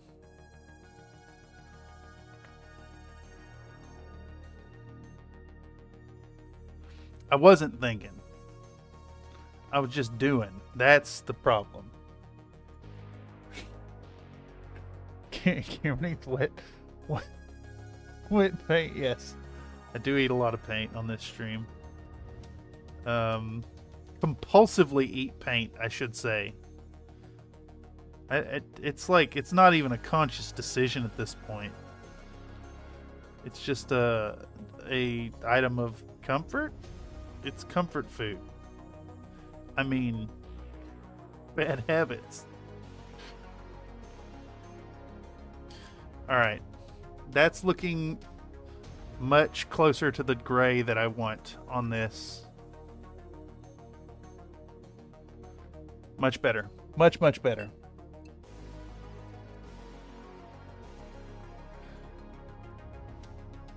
If that's Ratchet, don't forget the smoke. Don't forget to paint the smoke pouring out of the mouth as he died, unless that was Prowl. I don't know. Sod9 says, would you consider painting up some cool military stuff, jets and such? Yeah, maybe at some point. I could see doing some scale model stuff. Not really my strong suit, but I don't really want Country Fried Minis to get stuck in, you know, a single genre or anything. So yeah, I could see doing that. All right, let's switch over to our Speed Paint High Lord Blue. And go back to Optimus. Nightbot claims that in the United States, each person owns an average of 7 pairs of blue jeans. That's one for every day of the week. That is another repeat. I really got to get that code written sooner rather than later. Tons of cool sci-fi jets. I think the big distinction is that working on scale model stuff is generally to a much higher standard of quality as compared to miniature work, especially on my channel. I'm not doing high-end minis. I'm definitely doing content that's kind of aimed at painters of all skill levels. I want someone who is an experienced painter to come in and have a laugh, and I want someone who's an absolute novice to come in and be able to get some tips and tricks, or just get, like, you know, a different viewpoint of some of the techniques that are out there. Something. Heck, if you come in and talk shit on the content, then that's still engagement, and I've done my job. Nope, no Ratchet, Ironhide, Brawn, or Prowl here, and it was both Prowl and Ratchet that happened to. Oh, yes. Why not both? I don't know, I think you've done some killer stuff, bro. Well, thanks, man. Some projects have been really fun. I definitely want to do a Stalker project. I could do it... I don't know, maybe I could make some cross-promotional stuff. I'd also love to do a video game character of some sort as an excuse to cross-promote for Tech Noir. Just the production queue just extends out ad infinitum. And then, like, I'll be working on something and really be hip on it, and something else will come up that is more pressing, or like a commission will come through. You never know what's coming out of the corner here. So why not consider liking and subscribing the content? Some more ideas and folks can come forth. After all, it's your engagement that drives the channel. All right, we're just gonna coat all the little gubbins on these lower legs in the blue. We can go back in and pick out the details that are supposed to be silver later. This is kind of how I use the contrast colors. This is basically the equivalent of doing like base tone and shade layer all in one go, and then we can come back in and highlight it up, and it works. In the 1986 Transformer movie, they killed off a bunch of the crappy Takara G1 Autobots rather violently. Man, y'all are really selling me on this movie that I've never seen, and I think I'm gonna have to see it now. Stalker the Goat. You know, I downloaded the Stalker like a bundle.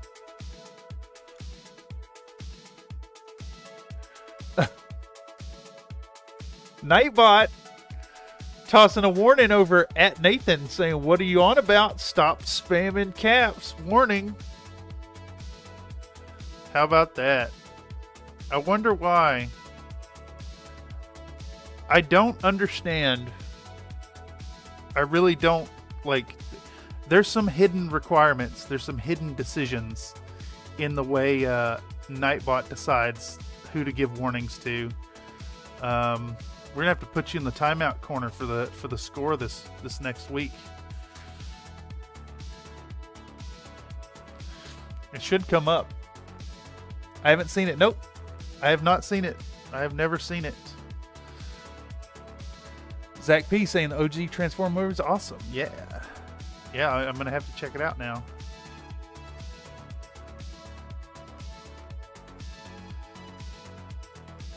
No, I think I kind of missed that.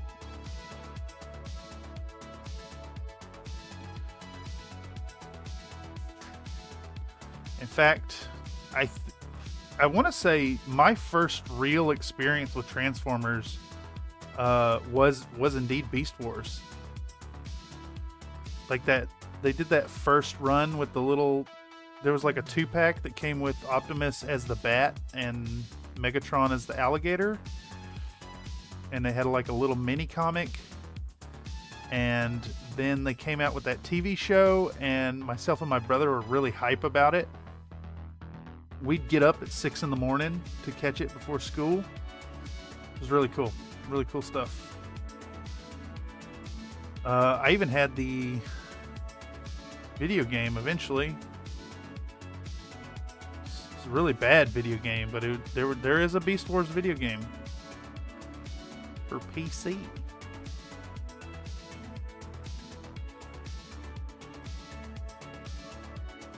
All right. So we got blue on this leg. Mostly done.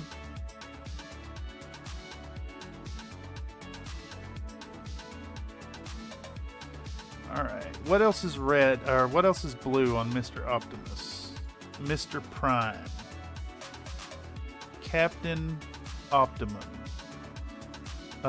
He's got blue hands. He's got a blue head, a mostly blue head, and he's got a blue crotch cover.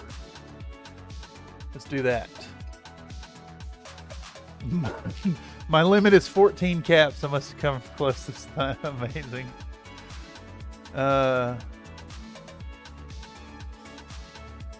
Again, got you say when we watch. Yeah, we'll have to do that sometime soon. Quit being a bully, Nightbot. Nightbot is a bully. A little bit of a bully. And that's fine. They just put you on timeout. Nightbot does not have the authority to ban or kick you from chat, but it will call you out for posting too many caps and too many emojis. I left it in there because I thought it was really funny. Ironside got beat down and point blanked in the face with the arm cannon bazooka that transforms a Walther P-38 scale. Yeah. There was a really, really good Transformers game on PS2. Not familiar with it. The first PS2 Transformers was awesome. I didn't know about it. I didn't really get to watch Beast Wars or Transformers. Had a Beast Wars toy that was way too complex for me, lol. That's funny. Yeah, I recall some of their kits being really hard to transform. There was like a second generation of them too that or I guess third generation that got really really complex. Convoy in Japan. Tobias, howdy, how's the painting? Oh yeah, howdy Tobias, and welcome to the stream. We are basically base coating still at this point with contrast colors. It is starting to come together though.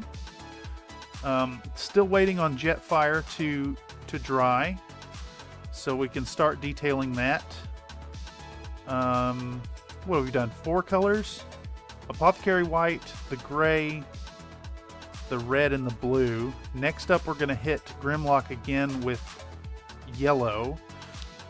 And I think I'm going to make a mixture of Pallid Bone and Zealot Yellow to create like a desaturated yellow color to kind of match this art that I have. Actually, there's a newer, really amazing Transformers game too that was made by Platinum Games. Interesting. I would have kind of assumed that Transformers kind of lost its momentum in like the wilder world of popular culture.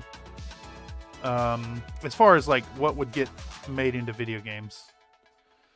I know that Transformers is timeless. You know, robots in disguise, dog. All right, we need to switch to the smaller brush. I think I'm going to get back out the 1 and put away this 6. Or this 2 works fine. Such heroic nonsense, yeah. Platinum game was really crazy because it looked exactly like a cartoon. Absolutely crazy comic book cell shading. Whoa, neat. Neat. Yeah, I'll have to check it out. Transformers Devastation was an awesome game. Nice. I had no idea. It just, I don't know. I'm not a huge fan. I don't dislike Transformers though. Let me quantify that there. I think they're awesome. Really fun IP. And super cool designs, but just not something I'm not super hype about it myself. Just it wasn't, you know, not my cup of tea. Not my source of obsession, I should say. I do know it is absolutely cult following though. And thus my need to refer to y'all for knowledge regarding these here mechy boys and their requisite paint jobs. Oh man, I gotta say it's absolutely nuts. Just how much a base coat adds. Just getting the colors blocked in already, they're starting to look really fun. I mean, that's Optimus, yeah? He still needs a bunch of ink washing and layering, but damn, it's cool. This is such a cool project.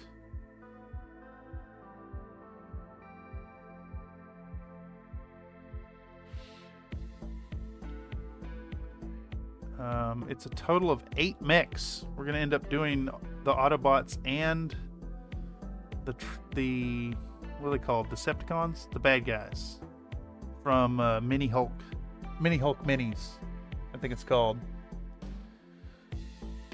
Sure was. I wish there was still a way to play it. I think I'm talking about. Yeah, okay. As timeless as F-15s, 80s Land Rovers, P-38 pistols, mini cassettes, and a Walkman can be. Yeah. I remember my cousins had the sound wave with that actually like played cassettes or something. The classic one. It was cool. But no, not you know, not something I was super familiar with. All right. Oh yeah, Optimus got his codpiece on.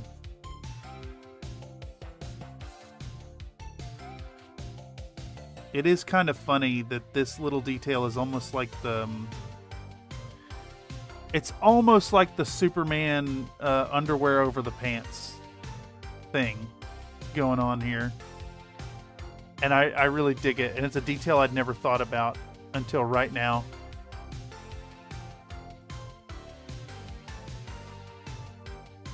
Can be tough at times, yeah. Especially with a scheme like this, such a crazy contrast. Yeah, Decepticons. Nightbot with another factoid for y'all, claiming that amber-colored rear turn signals are statistically proven to reduce collisions by about 28%.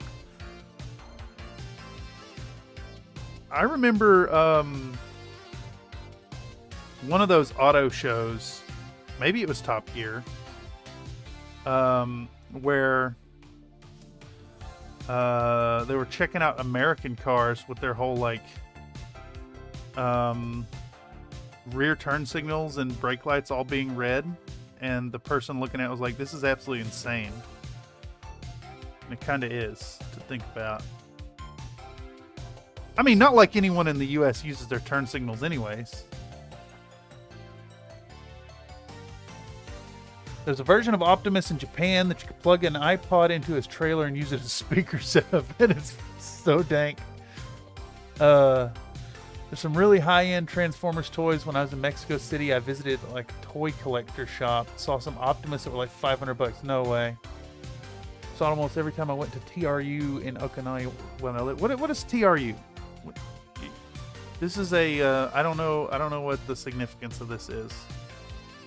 Okay. We need to mix up a... We want to make this like kind of desaturated, almost like a mustardy, yellowy tone.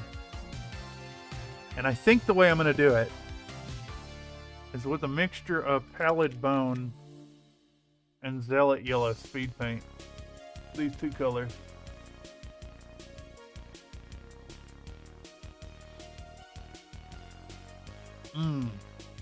Love that farty scent. I don't want to grow up. I'm a Toys R Us kid. Hell yes. Hold on. Wait, what? Kitty Rangers Unite. Optimus can frontman for Wasp since he has a codpiece, making him the Blackie Lawless of alien robots. I don't get that.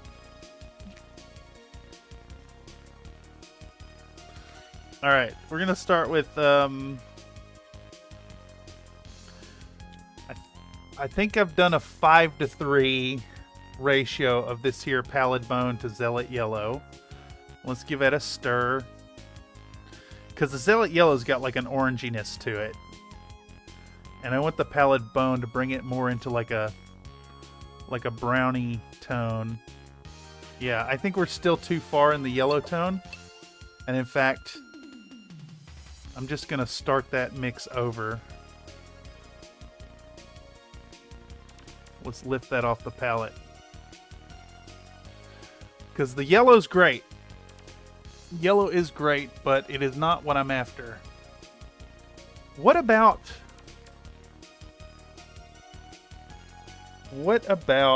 Nazdrag yellow?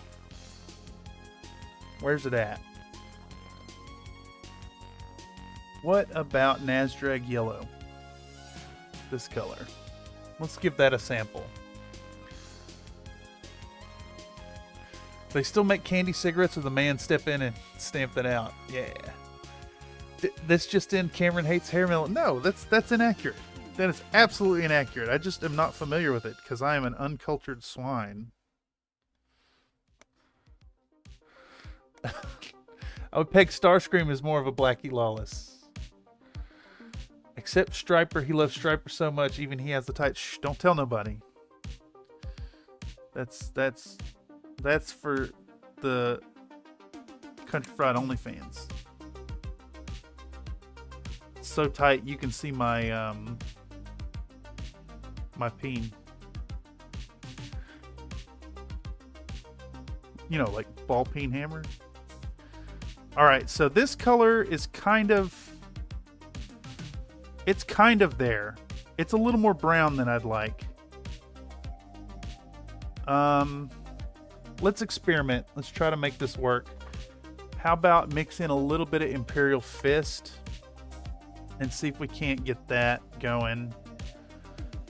Oh yes, this is Imperial Fist color that I spilled immediately upon opening up. It's a desaturated color. I don't want it super saturated. Emery says Starscream is Quiet Riot Register. Yes. Nathan claims CFOF forever. I do like I'll just put a little bit of this in there, just like a touch, because this looks like it's really saturated. The Nazdrag yellow is. I think that's pretty good. That's close. Maybe just a little tap of this more. Not much. I think that's what we're after right there. So the end color is, I don't know, like 8 drops of Imperial Fist with just a brush tip's worth of Nazdrag yellow in it. And in fact, I'm going to soak up some of this extra here so I don't make a huge mess.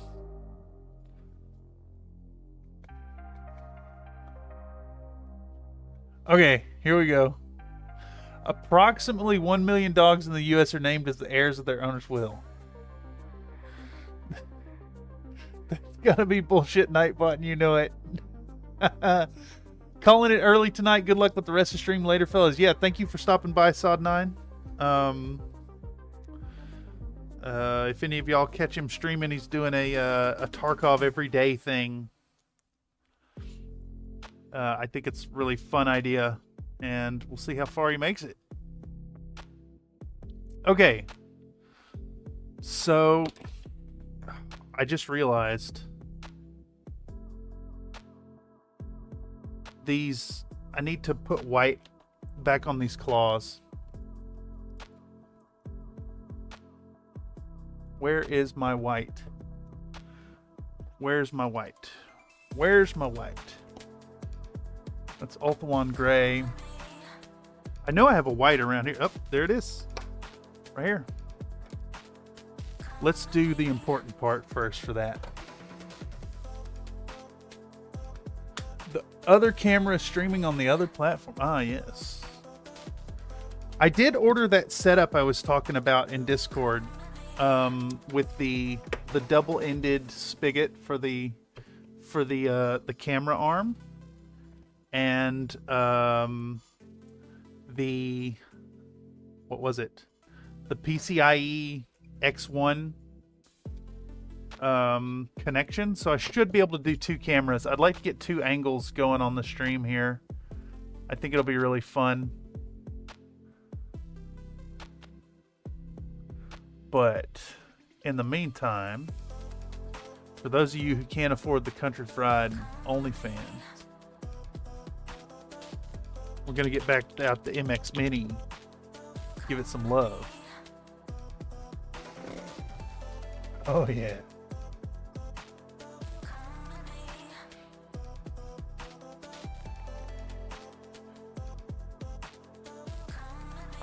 Hey, Nightbot, coming through. Saying show your love for the channel with a fabulous t-shirt from our Threadless store. I just want to point out and thank y'all for showing up tonight. That means that our chat rate has hit a critical mass to bring up the spam about the t-shirt. Oh my god, it's landing at the same time. I guess where we're at now on stream is a spam point where all the things from Nightbot line up. But I want to thank y'all humbly for coming and hanging out tonight. It's really awesome. All this interaction with chat while playing around and painting stuff. All right. And with that, I see we lost a bunch of folks too, but it is still heartfelt. All right, let's do the zoom back to normal and get to painting. A double-ended spigot, you say? Yeah, exactly. Emery says, Cameron Blackie Lawless had a shit like a beast codpiece with circular saw blade mounted on it. And he would use it to cut pieces of raw meat from a cheap grocery store steak he threw to the audience. That's insane. That's like lunacy, I dare say. All right, so we need a little bit of white paint here.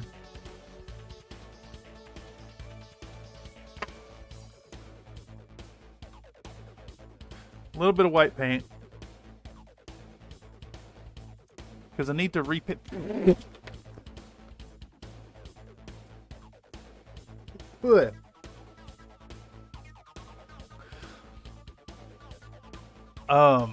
I'm a brush slicker.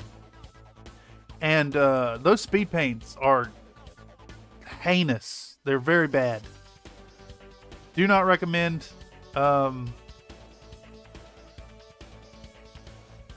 Very bad. Very disgusting.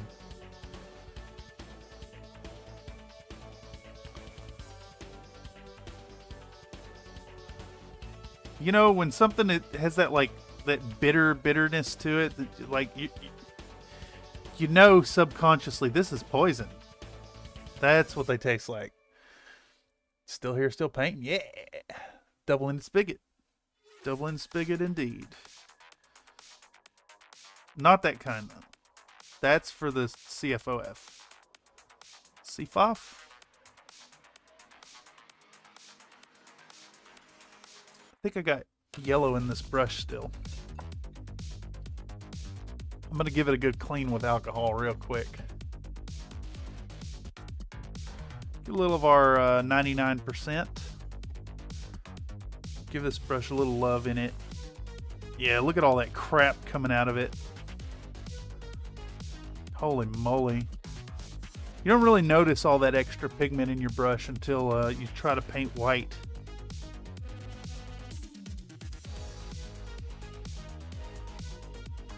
I see. I kind of just assumed that the browny yellowy color of this brush was because it's golden Tacklon. It is not at all. It is a white brush.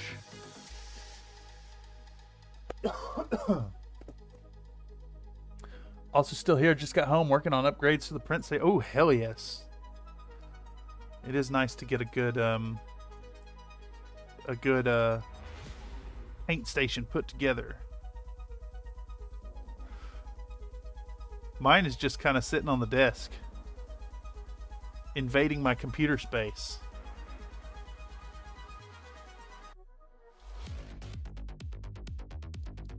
All right. Look at all that crap that was in that brush. Awful. Awful, awful, awful.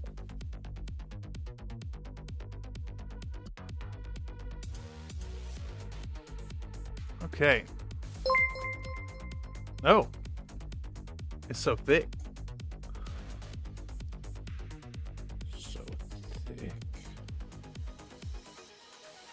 Emery Calamay donated a $10 super chat. Seraduli Pibluigi Slimbo Frepo Gotta Dedamav 40 Yorba Axel.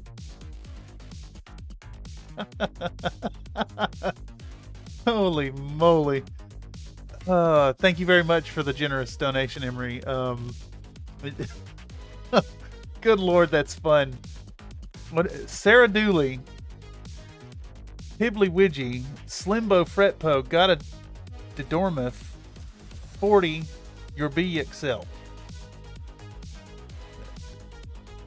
Any demons? I could give it a listen. I don't hear any crazies outside.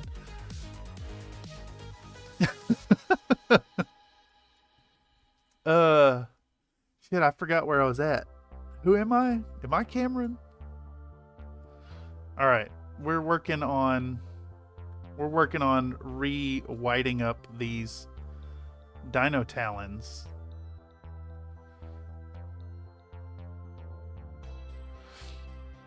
All right. This is Citadel's White Scar.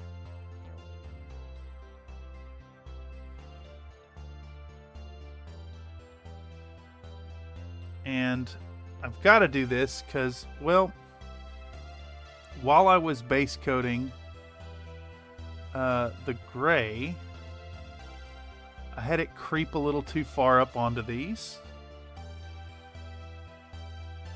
And that's going to show through the translucent yellow. So we're just going to make a nice white foundation for our yellowy color here in a moment. And I think this should dry out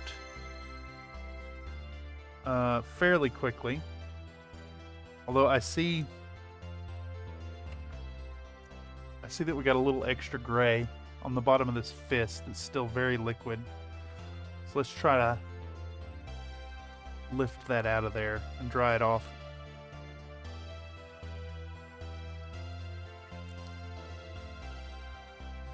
And I'm not just eating the paint, I am wiping it off here, but I am licking the brush.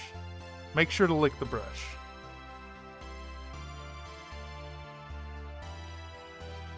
I promise I'm not just eating it. I'm eating it in a fashion that helps with my painting technique. I'm eating it and. You know what I mean? Delicious. I mean, awful.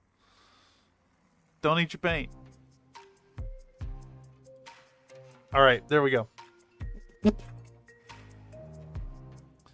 Okay, so now we should be able to go back to working on our like desaturated yellowy mustardy color, and that should still be wet enough to work. All right, here we go. Yeah, perfect. Damn, that's perfect. It's like a kind of like a muddy yellow. I'd even describe it as ruddy almost.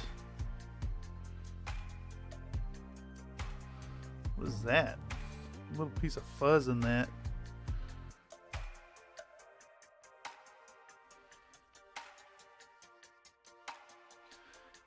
And this is also contrast paint, so it shouldn't reactivate the red too bad.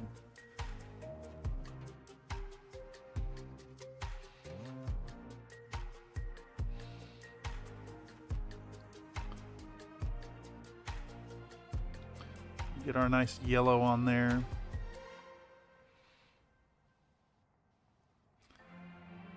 And looking at the artwork, I think that the collar around the neck of the Atlas should probably be black like the head. Maybe not, though.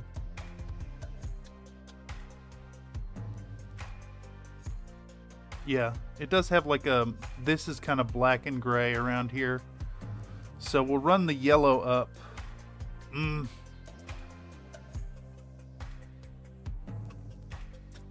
This is the first moment of being faced with the dilemma of like, how accurate to the art do I keep it? Or do I think about the sculpt and what would make sense? And I think I'm leaning towards the sculpt. So we're just going to make the whole collar yellow. It makes more sense for the mech.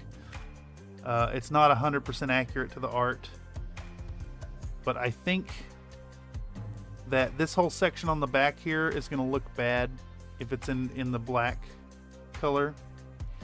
And I'm also realizing I should have painted over the gray splotches first. So we're actually going to stop immediately because I need to paint white back on there. We're going to set that aside. Go back to it here in a moment. You know my dad, I'm going to eat more. Yeah! Delicious paint. The average rich guy unknowingly swallows at least 26 lobsters while sleeping at night in the space of 1 year. Especially if sleeping in seafood restaurants. Yeah, I mean... If you pay to go to the all you can eat,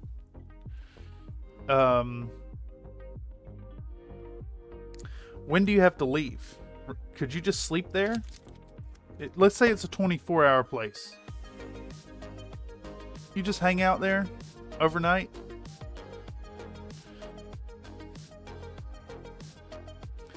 And continue to eat? Is this a loophole to just have unlimited food forever? You just can't leave the restaurant? Alright.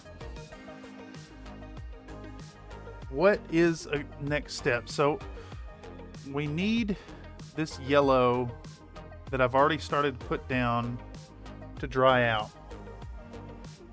I got some in the crevices that we can lift up.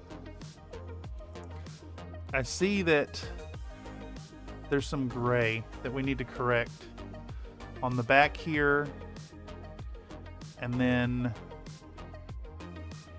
there's a little bit over here in that corner. You know what? It might be dry enough to go ahead and put it on. Let's pat dry this. And just try to put a little white on it. We're going to get out our one brush.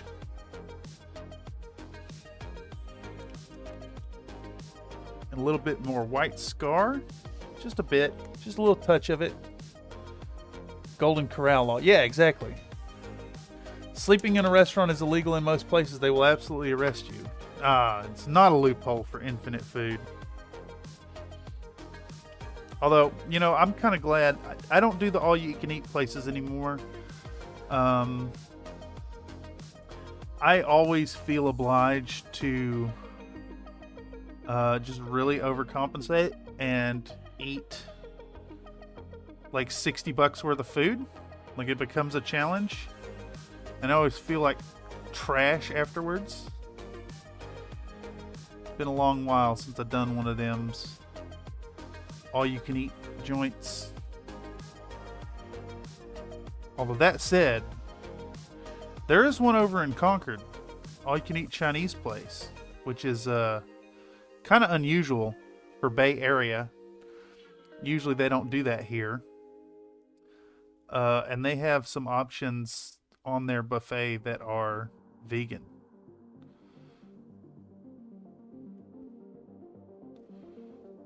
Damn, now I want Chinese food, y'all. Okay. So there's a few spots on this. Oh, shit. Just put my finger right in that fresh, wet paint. There's a few spots on this that need white paint to kind of reestablish our white. Man, are we going to actually get this base coated? 2 hours and 19 minutes in. Cutting it close on this one. Taking much longer than expected.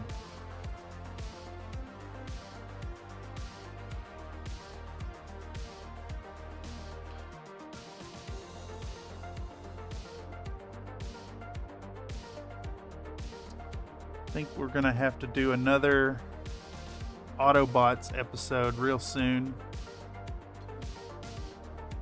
Either tomorrow or Friday. Definitely soon. We need to get these done.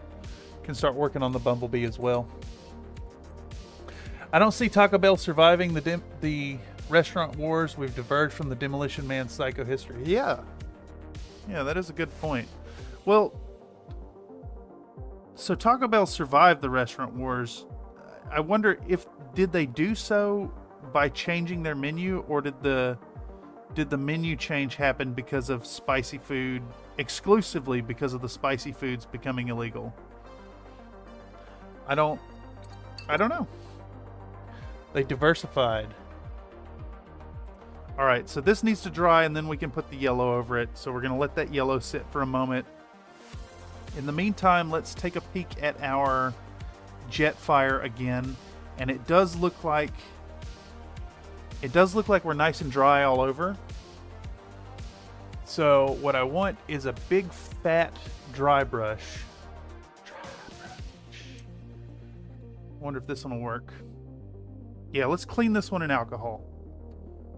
Let's clean this in alcohol and then we'll use it. Just make sure it gets all that residual crap out of it. Could maybe even stand to do this in acetone. I think I'm gonna do it in acetone actually. Because we got some coming out of it, but I really want it about to dry brush white, so it needs to be very, very clean. Damn, CERN screwed everything. Yeah, they sure did. They sure did. Was it CERN or was it the whole Harambe thing? They did so by not dying. Yeah. Okay. Yeah, I think we're going to clean this brush in acetone. Get it good and clean. Because we're about to dry brush white, and I need it to not be tainted with other colors. So let's take our brush and a little bit of acetone in the lid. Oh yeah, look at all that crap that come out immediately. Acetone is the stuff, y'all. If you ain't got some in your mini painting corners, oh, get you a bottle. It's magical. Look at all that crap coming out of this brush. Amazing. I mean, it'll absolutely wreck your brushes, but this is a dry brush, so who cares?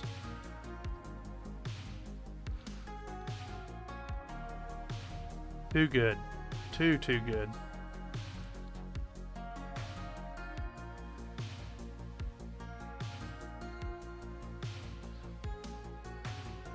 All right. Let's clean this out. I think maybe Arby's has a shot of Fazoli's. Man, I do like the idea of this world of Fazoli's winning out the restaurant wars. Everybody loves spaghetti.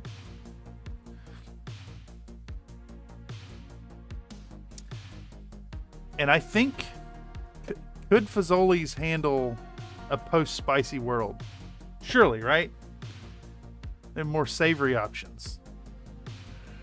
None of that spaghetti al diavolo, but I think spaghetti would be fine in a post-spicy world. The mines, yeah. I use acetone to clean my teeth. You maybe shouldn't do that. Maybe shouldn't clean your teeth with acetone. How the hell does autocorrect change Mayans to Allens? Well, autocorrect assumes that no other cultures outside modern United States exist or have ever existed. That American exceptionalism in action. Okay, we got a nice clean makeup brush. Yep. And we're gonna do I guess white scar is fine. Yeah, we'll do some white scar. And we need a couple big dollops. As big as they can be made with the back of my paintbrush, at least. There we go.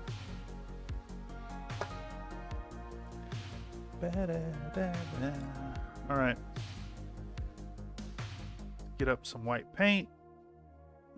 Wipe it off on the palette, on our paper towel. Really work it into the bristles.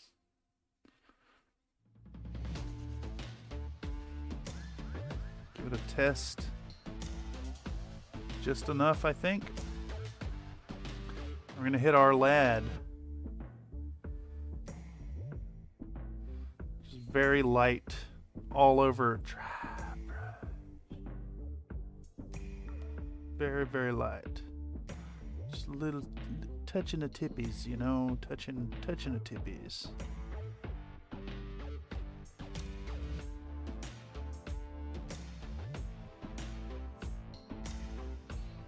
We're going to focus it more towards the top as well.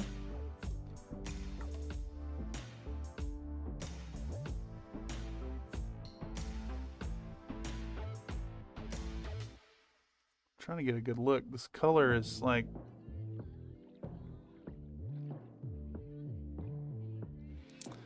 I think there's like just the tiniest touch of still some other color in it. Maybe it came off that piece of paper towel, actually. It's like less than 0.5%, like a tan color in it. Yeah, I can see it. Y'all probably can't see it. All right. That's bad. Let's clean it with a little more acetone. Actually, what do you want to do? Get one of these little party cups that absolutely melts in the acetone. That's fine. We won't be in it long enough to make it matter. But we want to get this brush good and clean in enough acetone to really submerge it. It's absolutely nuts that there's still like the tiniest bit of some other color in there. I'm actually, this experience here makes me want to keep a brush, keep a dedicated dry brush for white and nothing else, no other color on it.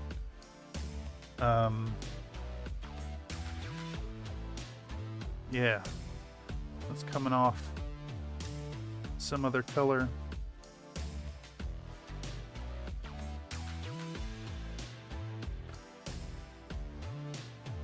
A little bit of some brown in there.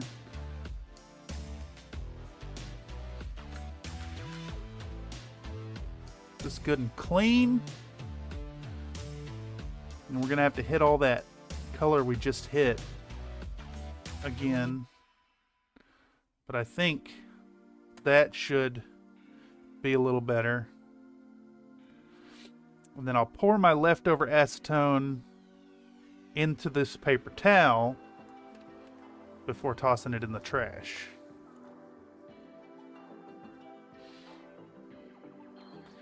Just so I'm not pouring liquid acetone into the bottom. Alright, let's try to find a somewhat clean spot on our paper towel and try this again without screwing it up this time. Here I am using the same dirty dry brush for everything. Lol. Yeah, I mean, and that's fine. Absolutely. Normally, I wouldn't care. But in this case, I'm working with a stark white mech. And I can see that other color influencing it. And I don't want that for this particular model. I've never been this particular, actually. Thinking about it now. In fact, last project I was dry brushing, I was thinking, oh, there's some brown in it or whatever color, and I was like, ah, fuck it, it's fine. And then I like to test on my fingerprints here if it'll pick out the detail without like flooding the area. It's still a little streaky, but it's starting to get there.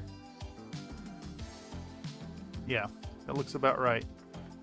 And then again, very gentle touch. The touch to the tippies of these regions.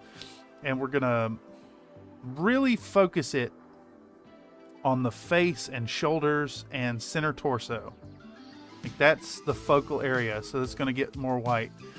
And then as we work down the sides of the mech, the brush is kind of unloaded some, so it'll create a nice gradient. Actually, while I was priming these models, I was thinking it might be nice to do a gradient with the airbrush before we get started. But instead, I'm going to do that with the dry brushing here. So basically, the closer to the focal point, the more white is going on it. And that probably does not come through at all on the webcam here, but it definitely comes through in person. Kind of the technique I use for my 15th Arcturian guards, which I'll usually go even further and take some stark white edge highlighting around the face and the center torso. I think it looks great. And that has covered over that little hint of brown very nicely. I think we need a little bit extra on the back here too.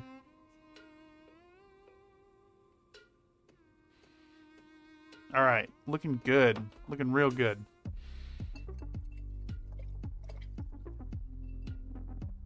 Okay, what can we do now? I think our white coat over the yellow is probably dry enough to hit that Grimlock with the yellow. So we'll go back to that.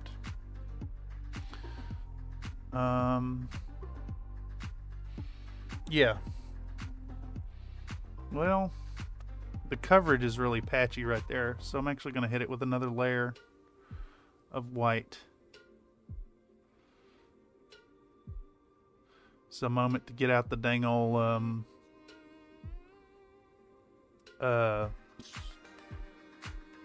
hairdryer. What could we pivot to in the meantime? The black? Yeah. Let's do that. I have some black around here somewhere. Black Legion. Let's do it.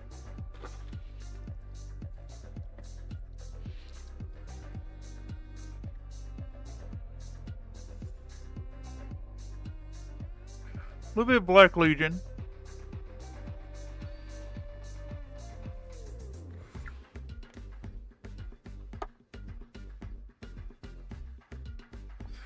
And I think it might even be a little too strong, so we're going to put 1 drop of water in it. Bink. Very strong tone. Now, the question is Grimlock, it is black, right? Like, the thighs are black, the head is black. It's black. I mean, it's really a very dark gray, but black is fine. Did I get you? Oh, I got away. I got these fruit flies buzzing around my face. I live above a grocery store, like a little bodega. And the produce section is right under my apartment. So, fruit flies never end.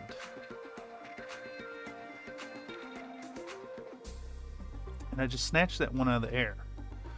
Went to check it, and it was still fine. It got away. Makes me a little sad. Alright, so I'm gonna start putting the black down.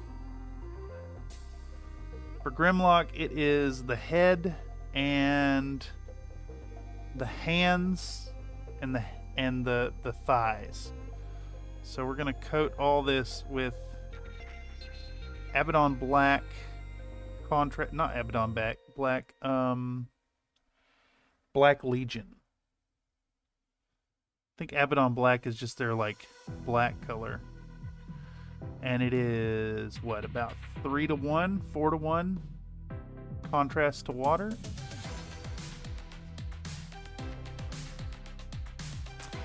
And then looking at the art, Grimlock's thighs go into the lower legs, which are larger. So we're going to interpret that here with this like stuff underneath the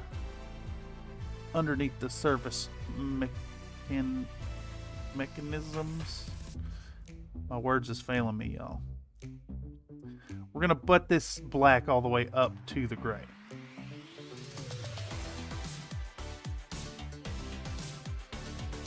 Okay. Where are you sitting at time-wise? 2 hours, 35 minutes. Not too bad. We're going to end up with these just base coated and then have to do detail work soon. I definitely think we'll be streaming tomorrow. Now, whether I'm going to be streaming workflow or another episode of working on these remains to be seen. I don't want to go over 3 hours. I think it's bad for stream attendance as well as productivity to go that far. I'm a big believer that regularity and dependable time slots is the way. Besides, I know that a significant portion of the crowd is East Coast, so the time difference is probably murder on y'all. Gotta snipe those flies with your alcohol pipette technique. Yeah, it works so well. Those of y'all who don't know, when you're dealing with flies in your house, you got you these here pipettes, these plastic pipettes. You just suck up some 99% isopropyl alcohol. And you wait very patiently till that fly lands. And when you see it, give it a squirt.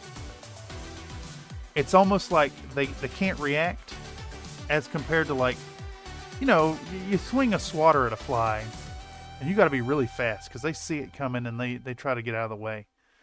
But it's like they don't know how to react to the ISO, and it hits them, and it's like the fly is instantly drunk and then also OD'd and dead. It works. It works very well.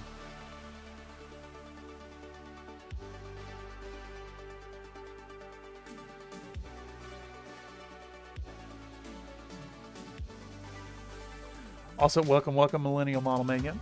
Thanks for swinging by. We're getting a little work done on these base coats here. Basically, it's base coat and shade layer 1, effectively, by using the contrast colors. Trying to get these mechs as close to accurate as possible.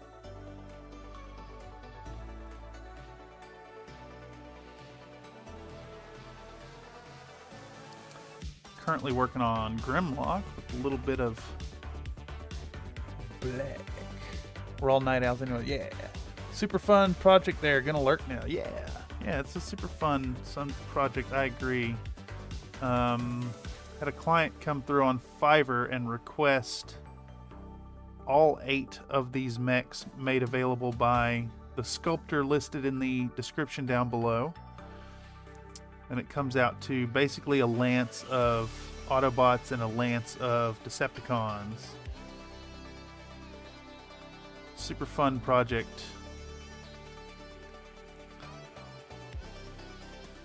I don't think I'm going to film much of it.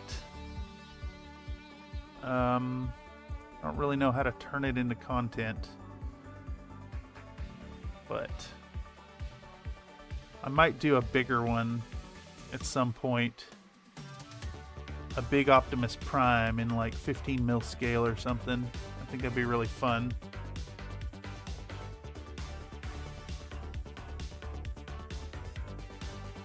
That brings me to my next point.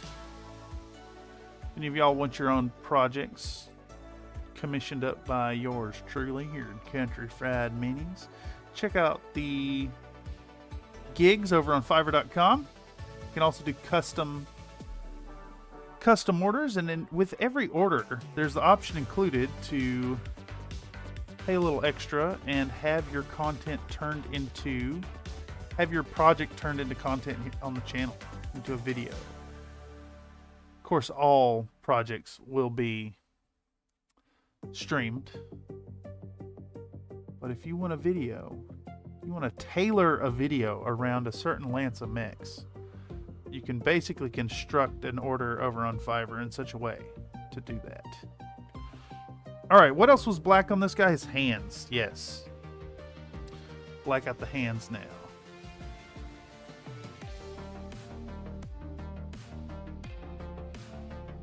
Same deal, we're using our 1 round.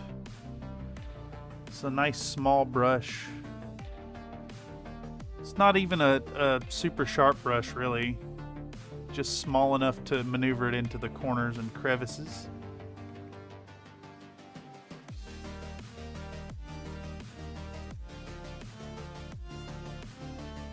Just about done with the base coat on Grimlock here.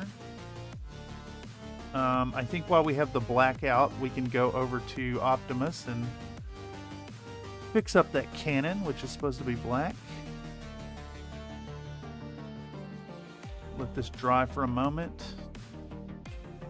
And then hopefully our yellow is still viable. It looks like there's still some moisture to it, so there should be enough to coat this lad's torso.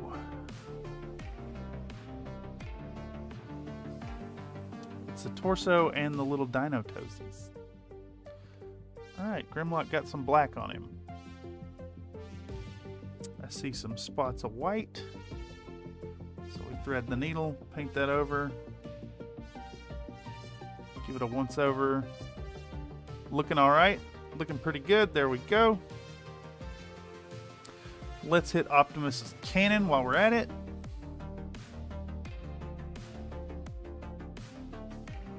Trying to be very careful not to spill it over too much of the red. Or really any of it.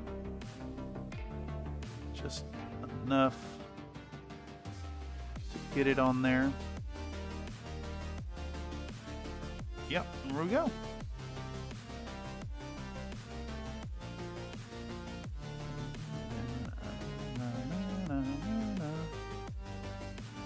All right.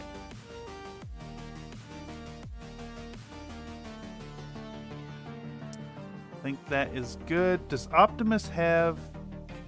He's got a gray face, right? Is that... Am I recalling that correctly? Yeah. We'll worry about that later. Okay. I think now we're good to go on to the yellow.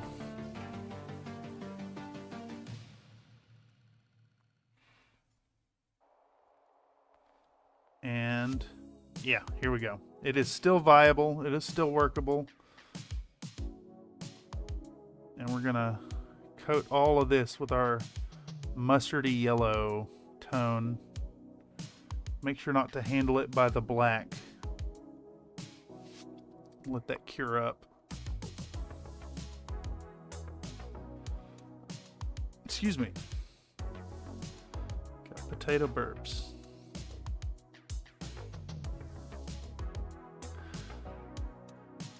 Hope I have enough of this color here. If not, I'll have to mix up a little more and try to color match it. It shouldn't be difficult, but it's gonna cut it close because I let a lot of it dry out.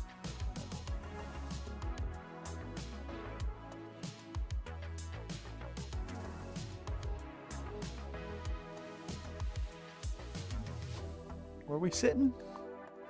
2 hours, 44 minutes. We're making decent time. Actually, not really. I feel like this is slow progress. We were slow to start. The priming took some time. I could have pre-prepped that. I really should have. So my bad there, y'all. We lost some time.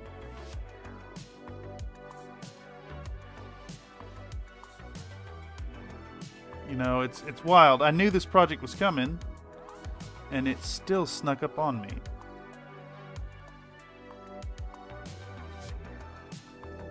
Alright, we're going to have to mix up a little more. So, if I recall correctly, it was just a brush tip of our Nasdrag yellow. So we'll do that. Silver again, but close enough. Could do some NMM on it. Faceplate, yeah. Feels like a Black Knight would have made for a slightly better Optimus, but really good for Megatron too with that arm cannon. Yeah, Megatron is indeed a Black Knight. The Grasshopper is definitely a controversial decision, but I'm okay with it. I think it's really fun and it's neat choice. Definitely out of the box. Thinking outside. What was it? Think outside the bun. Because it's Taco Bell, you know? Get it? I don't get it. Could you explain it to me?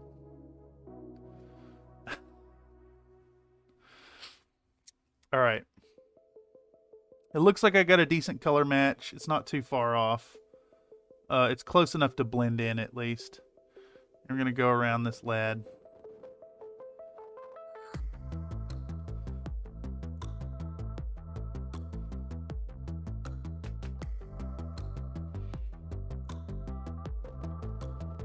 I see a spot of yellow, a spot of red that climbed up onto where the yellow's supposed to go. That sucks. Might have to correct that later on. I could bury it in some washes actually. Okay, a little bit on the armpit here. There we go. Get this, what is this, a SRM6? Bury that in yellow. Alright. Crazy to think that this is just base coating. But it is progress nonetheless. I think I have to the end of the month on this project, if I recall correctly. So we will see some finished mechs soon-ish. I'm working on sculpting some custom bases for them in Blender. That will be posted sometime soon in the Discord. If you're not a member of the Discord, make sure to consider coming on over, seeing what we got going on. Fun stuff happening over there. All right, so we got our base coats on Mr. Grimlock. We got our base coats on Captain Prime.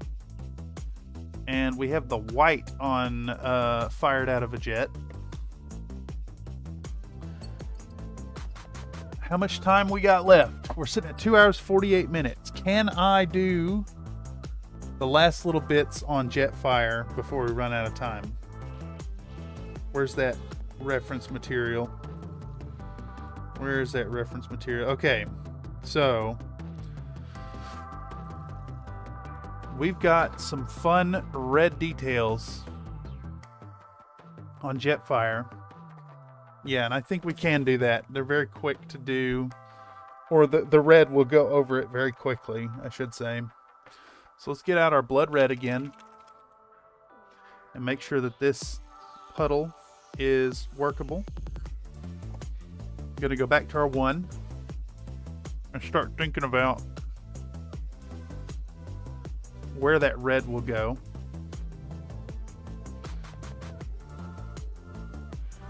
And there's like there's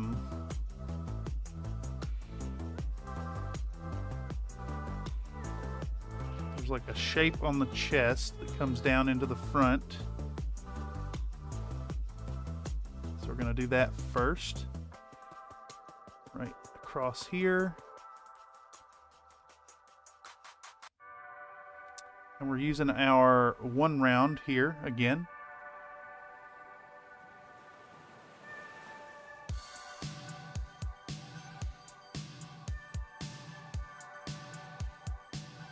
First little red detail going on. Here we go. And then it looks like the nose of the jet assembly is red, so we'll do this whole thing here in red, I believe.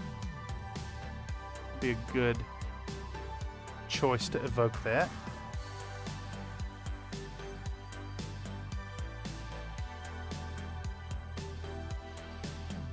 But not the whole thing, just like this piece of armor.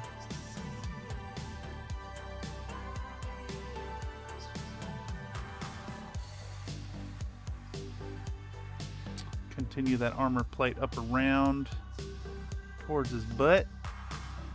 I think we'll do this whole thing right here. And then kind of stop the red right there. Oh, can y'all see that all right? Let me do a full screen preview. Yeah, decent. Camera's doing an all right job of focusing too tonight. Very surprising.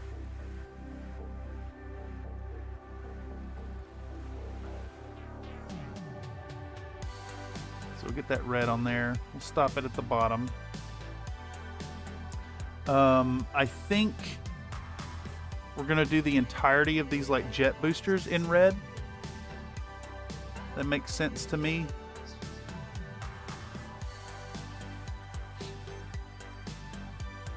We're not super informed by the art here, but it makes sense.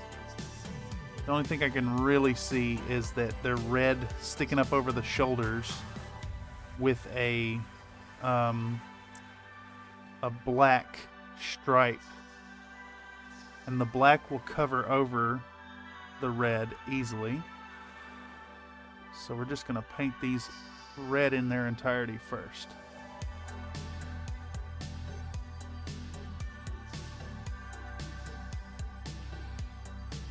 And we can worry about that stripe later.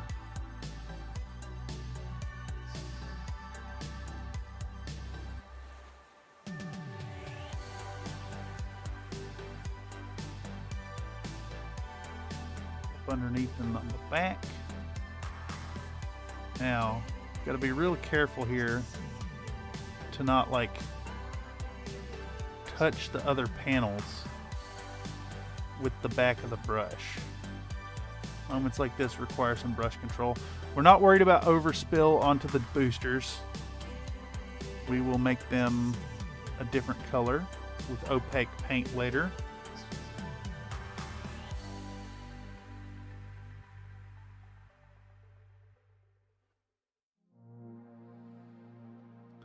Just got to be real careful with this here, in that I've chosen to use speed paint instead of GW contrast. This stuff's a little more liquidy and wants to like creep up surfaces with capillary action. So got to be aware of that. Very careful in our application.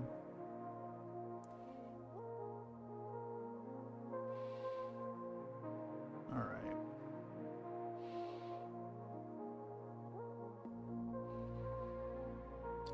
Same deal here. I think we're leaving these bits of armor that wrap around the shoulders, we're leaving those in white. So we just want the red on these thingamadoos here.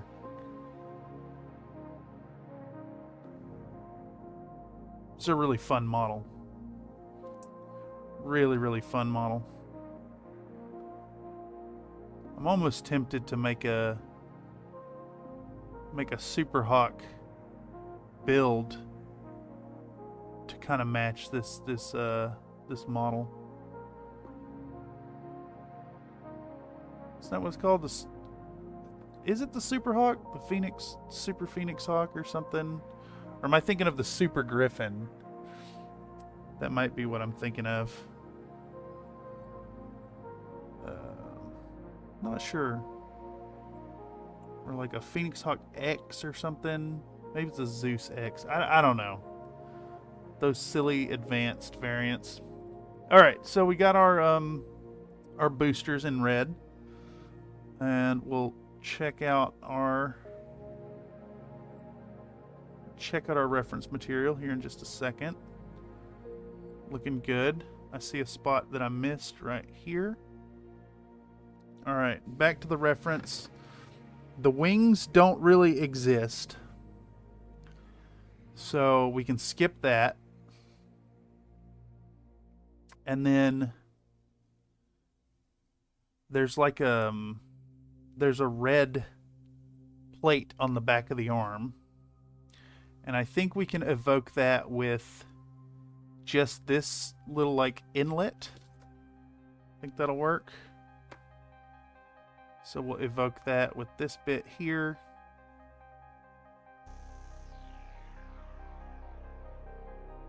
I would say just do the whole cap thing in red, but I think it's a little too much. And if we do that, we can't really do the... I just messed that up a bit. I have to clean that up with white later. There's also like a stripe of red running down the sides of the arms that I want to get on there.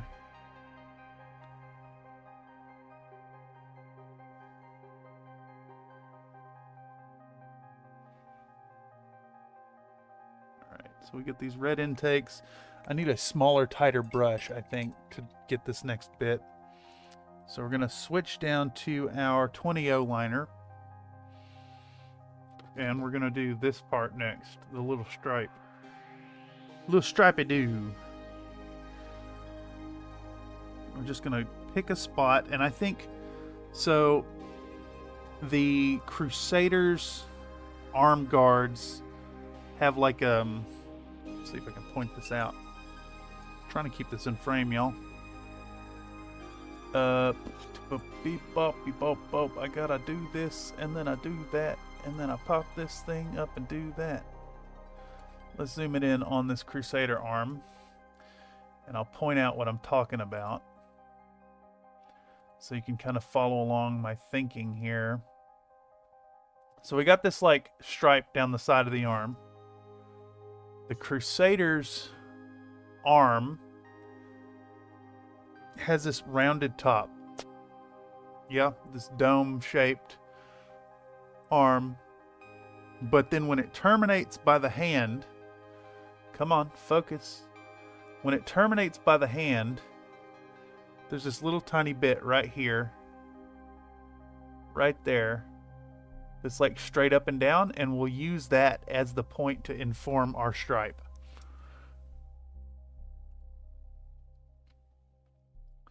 So let's return our zoom to normal. This thing is so slow to respond. All right, here we go. And again, we're using our 20-0 liner, and we will draw out a line. Try to keep it as straight as possible.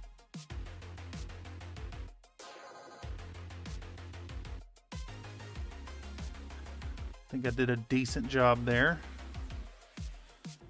It deviated a little bit. So let's do another pass and try to keep it nice and clean and straight. Decent. Decent. Looks all right. Do the same on the other side. And this one goes here. Same deal.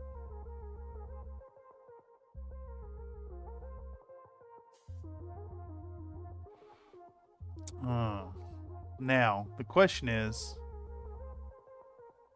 do we make this little detail right here red as well? I think maybe we do. Yeah, I think we do. I think that's the easiest way to go about this detail and to keep it in line with the design. So this little raised gubbin also goes red. And we can push that line back along the top of it.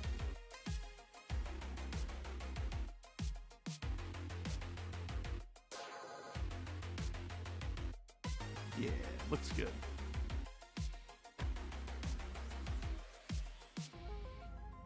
There we go. Yeah, it looks all right. We'll do the other one. Same deal. See if we can get a good angle on it here. Right here. And we're gonna widen this stripe until it runs along the top of that gubbin. There we go. All the way to the back. Widen out the back, and then we cover this little gubbin. The whole gubbin.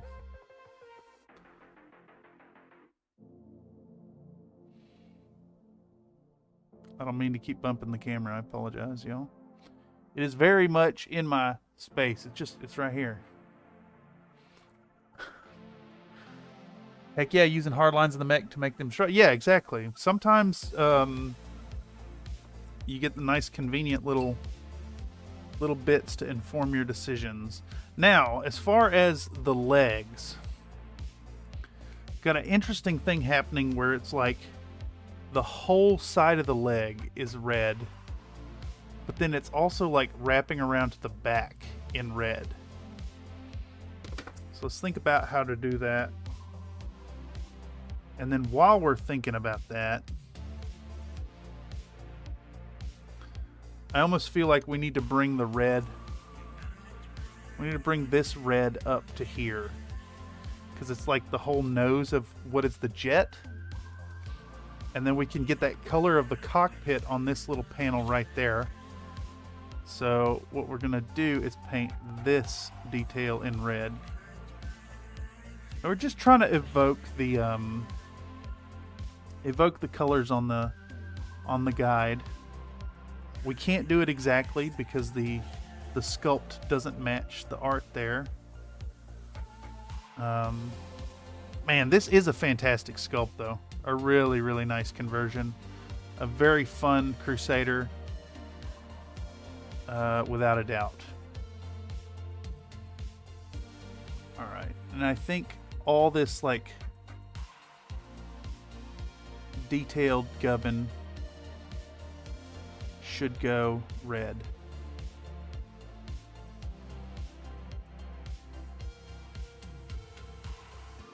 And actually, I'm sitting here thinking about it. The original art has the gray cockpit of the Super Fighter or whatever it's called, Super Valkyrie, in gray.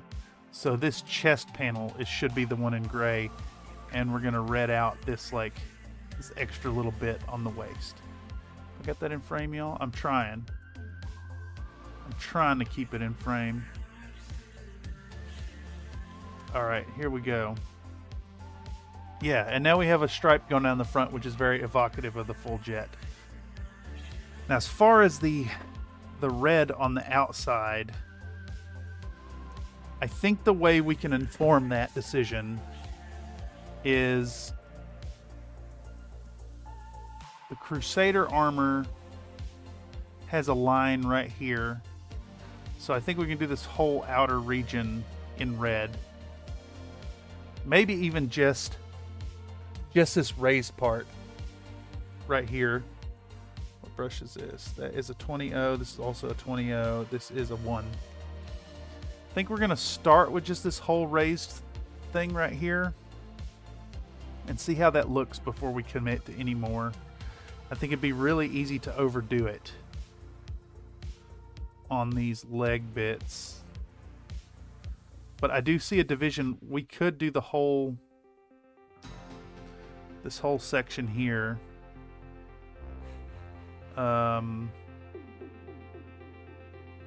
Which we may end up doing. I don't think this is necessarily enough white or enough red to contrast and sell the effect.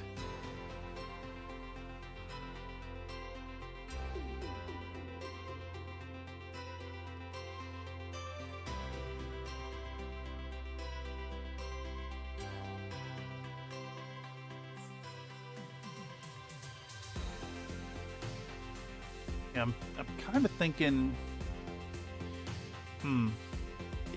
it could look good to add more coming up all the way to this point here, but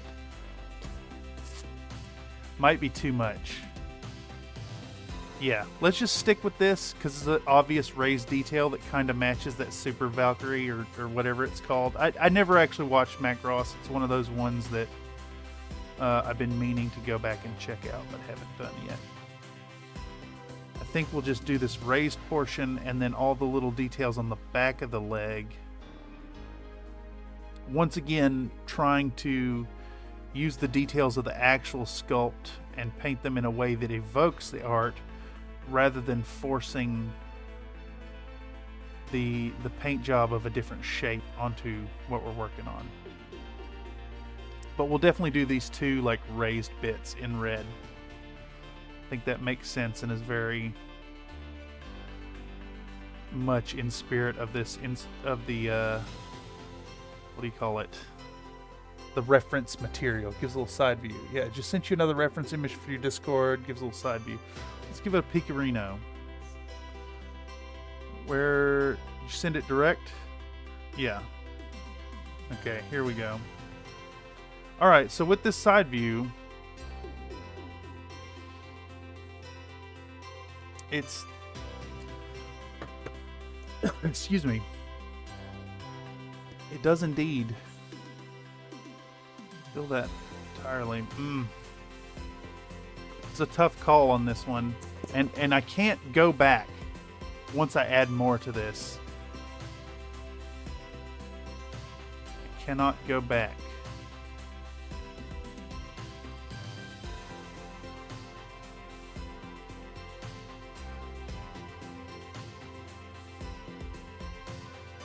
Definitely wrestling with this one. I know it's better to err on the side of caution, I think.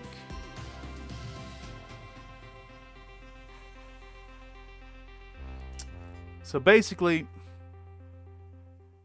let me zoom back in for a second. Okay, so what I was kind of thinking here is the Crusaders panel here starts this division. Come on, focus, brother. I'm gonna try to hold real still. So all this could go red. But what has me worried is if I do the red here, I need to leave this panel in white. And I think that would deviate a little too much from the artwork. And then it would also touch and butt up to the red on the back. So I think in this case, we'll just do this raised bit and then these here, and it'll be closer to the... It's that whole idea of selling the idea of the reference material versus accuracy. I think the best example that I always cite for that idea is when painting flames. So like, in reality, your flames are going to get brighter towards the center, lighter colored. And that just doesn't really... It doesn't translate well when painting miniatures. So like if you paint a flame for your tabletop games, you paint them red and then you dry brush it up through orange and yellow and maybe a little bit of white on the tip. And even though that's exactly the opposite of what fire looks like IRL, it sells the idea to the viewer. And I think we got a little bit of the same thing going on here. Instead of going for accuracy to the art, we're going to sell the idea with this little panel here. It's a much smaller red panel, but it very clearly communicates the raised panel on the side being in red. Yeah, that is the decision. And where are we sitting at anyways? 3 hours and 9 minutes? Whoa, I've gone over. Perfect timing too. I think that's about all the red we're gonna do. The head is in white. Yeah, this mech is mostly white, I'm realizing. Got some black details. Let's, yeah. Looking great so far. Yeah, thanks for stopping by, Zach. We're gonna do some more work on these. I think I'm gonna stream tomorrow on this as well. Another 3 hours. We'll get Bumblebee started. At least base coated. We can go through and finish our base coats for these and really get these guys looking right. If I can make myself get up early enough to really dig into the bases, I can print out the bases. Oh, I love this track. This is a good one. But yeah, they're starting to look like the colors they should, I think. They're just base coated at the moment, so they're going to get some more ink washes. Zach, think about, or I'll shoot you a message on Fiverr about the sponge chipping. It's definitely a decision to be made if you want them looking pristine or a little bit weathered. I mean, not battle hardened, but you know, I usually put a little weathering on my mechs. We got some base coats. We're gonna do a little more dry brushing, ink washing, edge highlighting, all that good stuff. Get them on some bases. Some fun other details. There's another surprise for this project for y'all who don't know. I have kept that bonus mech a secret. I think it'll be super fun. In any case, I want to thank y'all for joining me this evening. This has been a really poppin' stream as far as the amount of folks in it. And I am super humbly thankful that y'all find my content fun and entertaining and worth stopping through and seeing.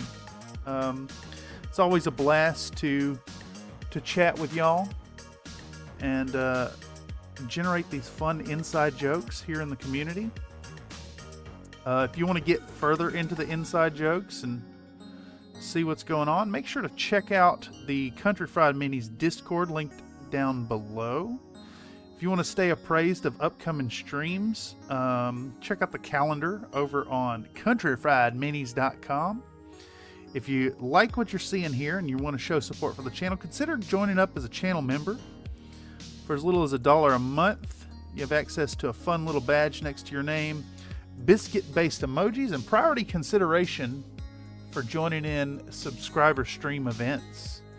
I'll do some members only content as well, but I generally want to keep it open to everybody. Finally, if you really like what's going on here and want to support the channel more directly, consider joining us over at Patreon. Occasionally you get some extra bonuses over there. Oh, Zach P, yeah, they look awesome. Some small sponge shipping will look great. Yeah, hell yeah. First stream I've gotten to see live and it was great. Thank you so much for stopping by. I imagine it's even more fun when it's your project. So yeah, if you want to get your own project, consider checking it out at fiverr.com/thurstonstudios. In any case, I've been Cameron on behalf of Country Fried Minis. I want you all to remember to be happy while you're painting, and also to know that your participation in these events makes me happy while I'm painting. In any case, that's all I got for the evening. I like to keep these at 3 hours on the dot. We've gone a little over. But I'll see y'all tomorrow. Same time, same place. Anyhow, take it easy. Checking out for real this time. See you later.